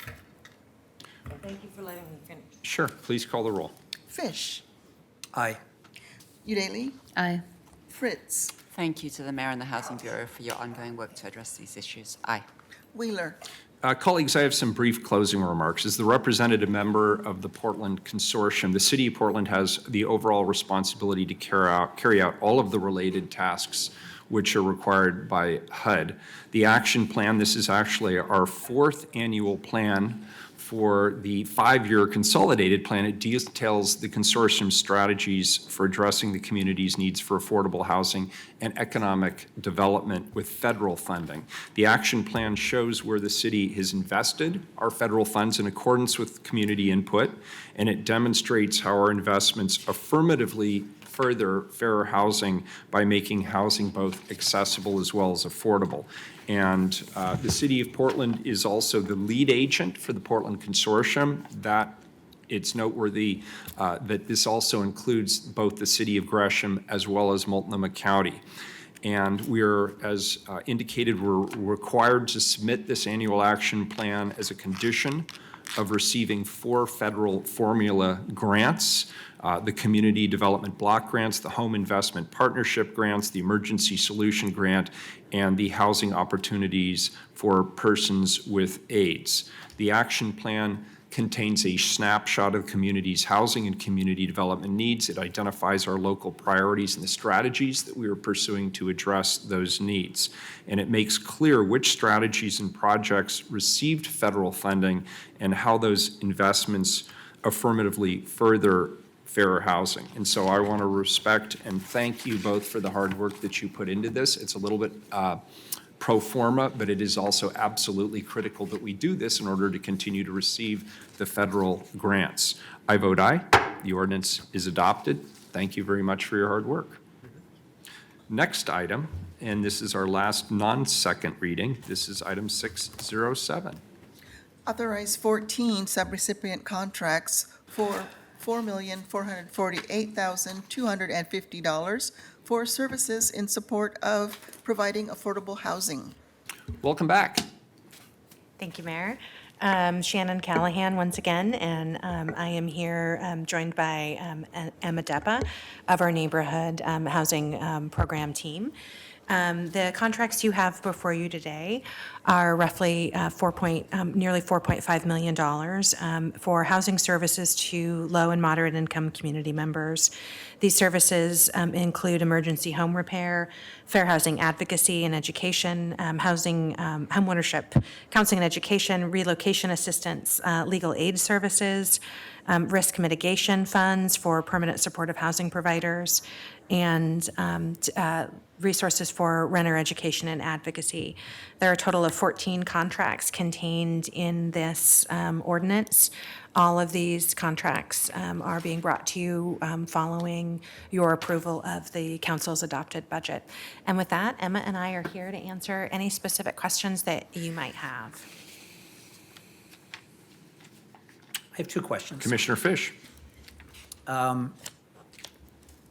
There are 14 subrecipients, and some organizations are receiving as little as $110,000, others 2 or 3 times that. How do we ensure, Director Callahan, that we're getting good value for these investments? Well, Commissioner, we do require regular reporting from each and every one of our contractors and making sure that they're meeting the goals that we have set out in the contracts. So that is one way that we check on whether or not we're getting good value for the money that we're putting out. We also, each of these contracts is a little different for the types of services that are being provided. Some are more easy to quantify, exactly the number of homeowners they have helped, et cetera. But we do receive regular reports from all of our providers. At this point, I think all of our contractors are on monthly reporting to the Housing Bureau. I guess my second question is, how do you make the judgment between lots of small bets for different kinds of services and bigger bets in moving the needle on 1 or 2 or 3? In other words, you're covering a lot of terrain here. When you read the activity descriptions, it runs the gamut, but you're making small bets on lots of things. So how do you decide, what's the thinking behind whether you support 14 different contracts with trusted nonprofits, or you go deep with a handful and really move the needle? Thank you, Commissioner, for the question. I think that what you have before you represents a little of both philosophies. So you'll see that there are some contracts, as you've noted, that are larger than others, and it really depends on the nature of work that they're performing, the number of different RFPs they may have responded to and won. So a lot of these have gone through recent competitive rounds based on new funding, especially as it relates to work around landlord-tenant education. I'll note, for instance, the Urban League was a contract I think this council just approved a few months ago related to specifically to fair housing enforcement. And then some are actually collaborative partnerships where the partner agencies work with each other and ourselves on the allocation of funding based on what their different organizations have the capacity to do within the community. And then many of these partners are actually working in partnership with other partners as well. So it is, we're combining both of the premises that you've brought to us, but it is something that we as a Bureau are beginning to also have a dialogue about, is preparing to, over the course of the next couple of years, because it is it's always a change when you move funding from one organization to another. But we are starting to have discussions about re-RFPing funds out to different partners so that we can make sure that we are serving the community in the best way possible and getting the most bang for the buck. Thank you. I have a question. Emma, could you tell us about, there was a public engagement process. Could you tell us a little bit about that? How did that shape what the council's seeing today? Yeah, so as you can see, a lot of the funding sources include CDBG dollars, and so you previously heard the annual action plan. The annual action plan includes a robust public involvement process as well as a consolidated plan, so a lot of the goals that are part of these programs are coming from those other public engagement programs, as well as all of these have been approved by PHAC as well, I believe, which is a, as you know, community-run organization. So. Very good. And Director Callahan, you mentioned risk mitigation funds to permanent supportive housing providers. What does that mean exactly? Could you explain what that Certainly, service is? the Bureau has maintained a risk mitigation pool for some time to offset any cost related to the delivery and provision of supportive housing. There are sometimes unintended or unexpected costs, especially repairs to buildings, things that may not have been foreseen. And based on the nature of the individuals and families that we're housing with supportive housing, they are very, very low-income households, and there is a very, very small portion of their income, if any, contributed to the ongoing operations of the building. So if there is, for instance, an unexpected fire, plumbing issue, that goes outside of the normal wear and tear, we maintain a risk mitigation pool that we can step in and help cover those costs. This year, we have maintained the pool in generally the same amount, but I think thank you for previewing this actually, Mayor, because I think this is something that you'll see us come back to you in future budget years, asking, as you look at our budget, we will be talking more about this risk mitigation pool as we continue to do more work and increase the supply of supportive housing in our community. Yeah, it seems like it's going to have to grow. All right, good. Thank you. That's very helpful. Any further questions? Is there public testimony on this item, Carla? Charles and Maggie had signed up. I do not see either here. Please call the roll. Fish, Aye. Udaly, Aye. Fritz, Thank you for your work. Aye. Wheeler. Aye. Ordinance is adopted. 608 is a second reading. Replace park exclusion code to clarify ejection and exclusion processes from city parks to improve parks management and safety at park facilities. Colleagues, this is a second reading. We've already heard a presentation and taken public testimony. Is there any further discussion? Please call the roll. Fish, I have a couple people I want to thank. I want to thank Vicente Harrison, who is Parks Security and Emergency Manager, who is here today but not in uniform. And I want to thank Linda Law from the City Attorney's Office, who provided excellent legal advice. I want to thank my colleagues for a very robust discussion last week with very thoughtful questions. This is a narrow update, which allows us to have some additional tools to deal with folks in our facilities. I appreciate the confidence of the council in giving us this authority, and we will not abuse it. Aye.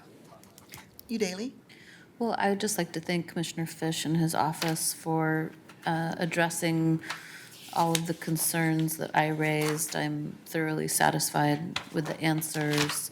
I believe this is going to make our facilities safer for everyone. And I just appreciate the work that went into this. I vote aye. Fritz. Mayor, I screwed up. Oh. Commissioner If I Fish? could for a Sure. second. I needed to offer an amendment to declare that an emergency exists. Very good. Is So there there's a second? objection? Seeing none, So we have if a I could motion pass- from Commissioner Fish, a second from Commissioner Udaly. Call the roll on the The reason being that it's in the public interest to get these rules into effect as quickly as possible. That's correct. Sounds good. Call the roll on the amendment, please. We'll Fish, suspend Aye. Udaly, Aye. Fritz, Aye. Wheeler. Aye. And why don't we redo the vote, please, on the ordinance now that it's amended, please?